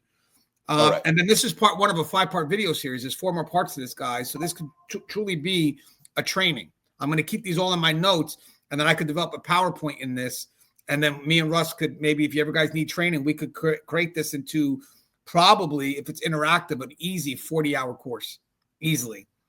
So civilian staff, what's success for a civilian look like? So again, this is very generalized. So apply it where it works. So program participation, behavioral progress, effective classification, smooth facility coordination, blah, blah, blah. They measure success by the change they see, but know that custody priorities can disrupt their work. Basics for them: structure, safety, access to the inmate population, for the most part. How they define impact and value in a custody first setting. Their success often depends on being trusted by custody staff and having consistent access to inmates if needed. They struggle when they're viewed as secondary to security, even though their work supports long-term safety. So that's less immediate, more long-term. And I believe that's very important when it comes to custody, knowing the bigger picture. Then they start to see where that side of the house plays a role. And then maybe they have more value for that side, even though sadly custody have a lot of emergencies they have to deal with. So sometimes you lose focus of the long term. What appreciation looks like for civilian staff: being seen as part of the team, not just guests in the facility. Having officers treat them with respect, and admin including them in operational decisions when needed. When custody supports their programs, it's a sign of full integration. Conflicts or competition with perspectives. Civilians may feel custody undermines their efforts or treats them like outsiders. Custody may see civilians as protected or out of touch with security demands. And just about that, remember, guys, there's a lot of areas that the civilians fall directly under in admin. Admin oversee a lot of those areas directly, but custody usually has that major, or that custody oversees them. For operational effectiveness, a lot of administration has direct involvement over those departments, as if they're the next level directly above the department head, where most likely for custody, it will be a captain and the maybe right to the administrator. And then admin may push programming without resolving custody program conflict, creating cultural tension. So the keynotes for this, Russ, are the keynotes for this one are success. So inmate progress, program engagement, or effective classification, give or take. There's a little bit more, but etc. Often face disruptions due to security-driven changes. Basics for civilians are access, structure, and cooperation from custody. Appreciation equals respect, inclusion, and shared ownership of the mission, and often feels like outsiders, but their success supports long-term facility goals. So the 4 questions I have here, whatever you want to explore, Russ. If not, maybe I could just put a little blurb. But if you were a civilian, Russ, how would you define success in a custody first environment? I think usually from their viewpoint, because I happen to be one of those people right now, is unimpeded access to your inmates when you need them, at that moment in time. And but having come from the other side and spent so many years at it, I know that that's totally unrealistic, because operational needs and emergent needs are always going to interfere with that. And so, from my perspective, there's rarely a week goes by that there isn't some sort of lockdown, that there isn't some sort of, manning issue where, there's not enough staff to do things, or suddenly they have an increase in the need to, get a bunch of inmates over to the courthouse. And so I think that from my perspective, I see, some civilians who just don't understand all of those processes, and or they are mired within their own little circle of influence, and people are just like that. That what you have to do matters to you most of all, and that's obvious and understandable. But one of the things about corrections is, you just have to hurry up and wait a lot of times. And so, I just take it, I roll with all the punches, and I let staff know, hey, you know what, I need to get this done. But if it doesn't fit, it doesn't fit. But just, if you guys can let me know, please. And I never have a single issue back and forth. but that's probably due to my prior line of work, as it will. Yeah, for me, I try to see whatever I could to automate the process, get them, the department heads to work directly, or get the different departments to work directly with custody, because custody is the main foundation. So mostly everything has to go through custody at one point. Remember, civilians don't have a lot of authority to move around freely. So it's good for them to have a network of resources on the floor directly available to them. And admin should be at some level a last resort for them if needed. But remember, admin is going to have to facilitate their needs, just as important as they have to facilitate custody needs. They have to justify when there are concerns. Sometimes civilians may say, I couldn't run a program, I don't know why. And it's like, well, the sergeant could have told you. And the sergeant's like, well, I'm not telling them, it's a security concern. You could have told them 2 inmates got into a fight. I mean, just because we have to document those efforts, and they also have to believe that we're making the effort. I think a lot of concerns here is when you see them working as two separate entities, there's no trust. So every failure to run something that's needed becomes an attack on the person's credibility. Let's say from the custody side, where safety and security has become an excuse and not really a justification. So now they start going to admin because they don't trust security telling them this is why it canceled. So now we're just telling them the same thing that, custody would have said, but we're maybe looking a little deeper into it because maybe there is a lack of trust, especially when you have the civilians who, through routine, they know some security things, may not be experts at it, but they see it happening all around you. And I will tell you one thing right now, and people believe me on this, even though they may make, we both make foolish mistakes from the perspective of each other. I get it. But when your safety is so embedded in custody and what's around you, those civilians know to some extent some level of your job because their safety depends on it. They know where you're supposed to be at. They know, what inmates are supposed to be by them. They know. So when they walk into a scene, they feel that you're not doing enough. And then it turns out that, maybe you're not, you could have made this extra effort. All that credibility, all that trust is gone. And then they wind up coming back to admin again. So I would say here, more face-to-face contact, more effort to build bridges between them, allow them to solve their own problems on the floor with cross-communication. And they'll see that it's not about being first or second, but where are we working together? Know that there are moments, believe it or not, where yes, safety and security, custody is first. And we know that, but doesn't mean every day has to showcase custody as being first. If the facility is doing what it's supposed to be doing, then custody will say, hey, how do we help the program providers? And if shit hits the fan, then the civilians know that they have to step back and let custody do what they got to do. So we get that. Yes, it is a custody first environment, but that doesn't mean every minute of the day, the people that provide the other half of the house have to feel secondary. All right, let's get to the next one. Russ, what does appreciation look like to a civilian staff? I think that should kind of be obvious. I think that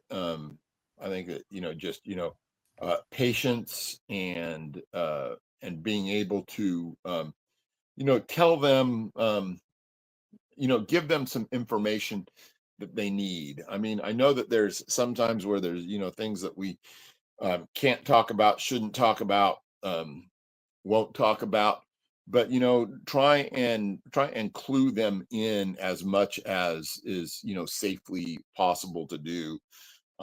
Show them some trust and, just keep them in that feedback loop. Some of the things we'll see even right now as I start to think about, some of the things in the past week that have happened within my facility. Let's just put it this way: is that I don't think many of the civilians knew what was going on until they were maybe later told about it. I instantly already knew and understood, and could read the tea leaves and stuff. And sometimes that's the way it has to be. And in the situation that I'm thinking about right now, certainly had to be. But make them feel like they're part of the process, and that they can feel like you're mutually invested in what's going on. Yeah, and guys, we're talking about appreciation, not recognition. So recognition would be more higher up, whether it's departmental or whether it's admin, maybe recognizing something. But appreciation, I think, would be best developed amongst who they work with around the floor.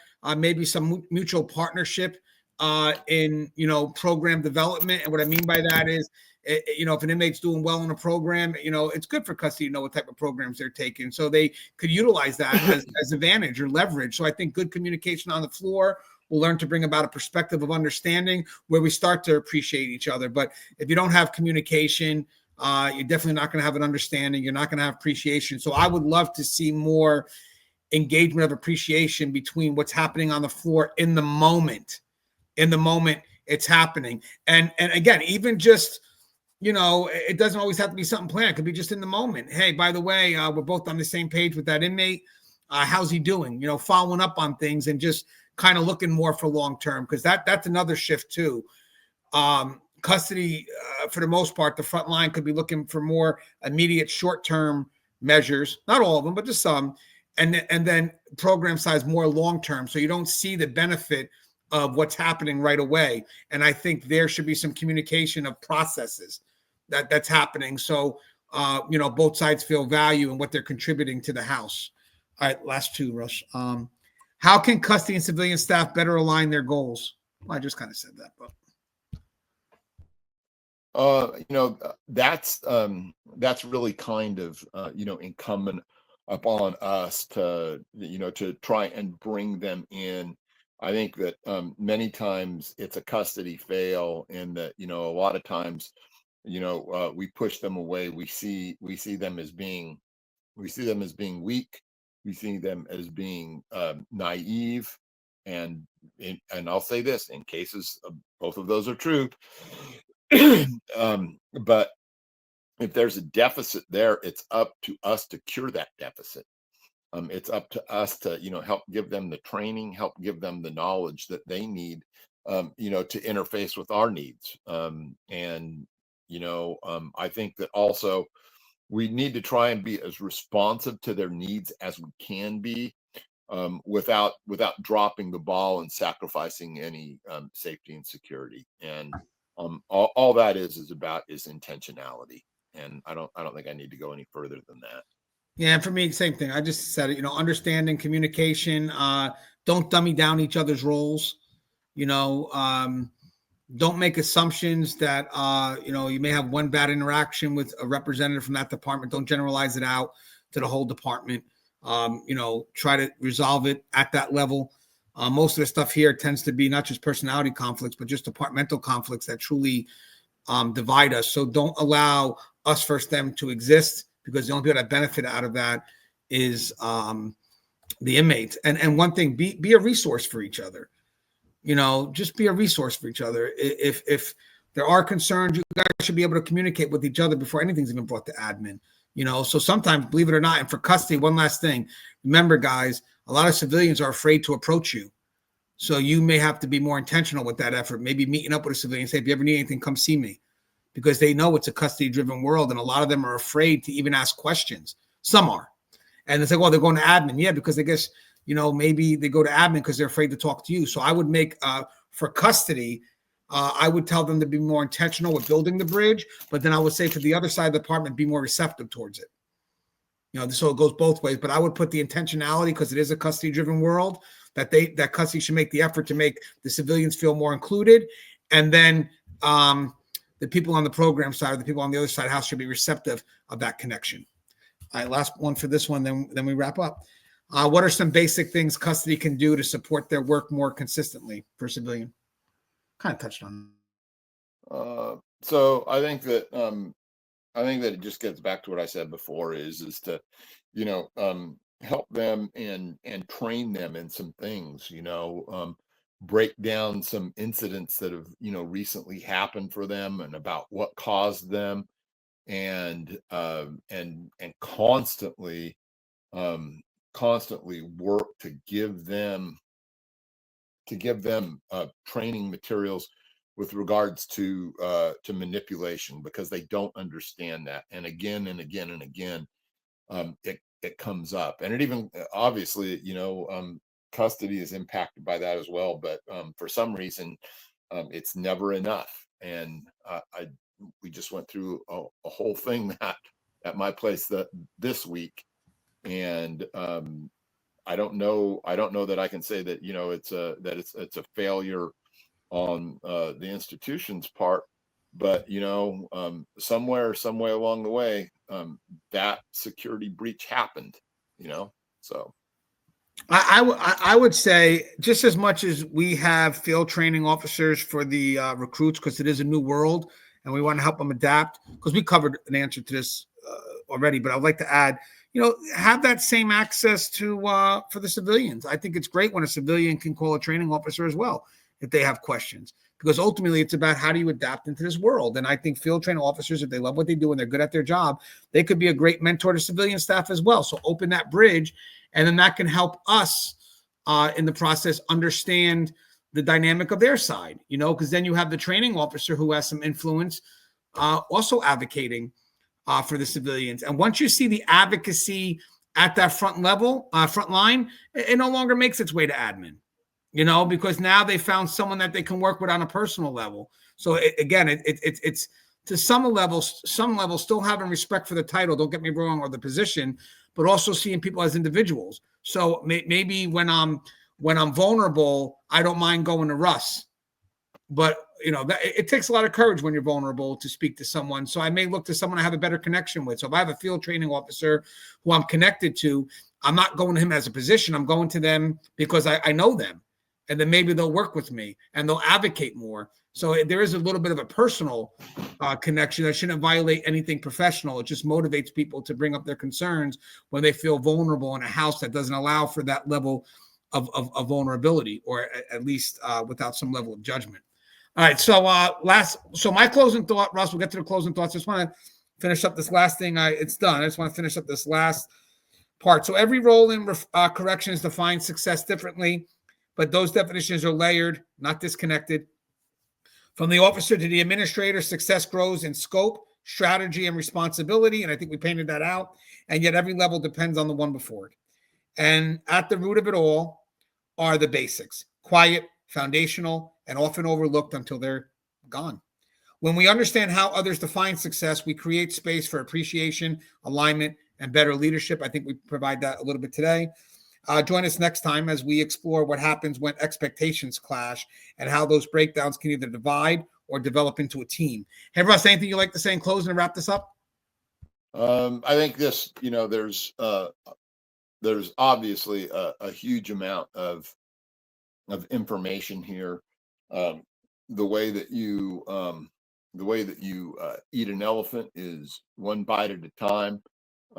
Just break this down and really ruminate on it, and take it in and make it your own. And if there's parts of it that you feel don't apply to you right now, it's something that's worth coming back and revisiting as you go along. Yeah, and guys, just for me, closing thought, this is one part of 5 videos. As I said, next part will be dealing with clashes.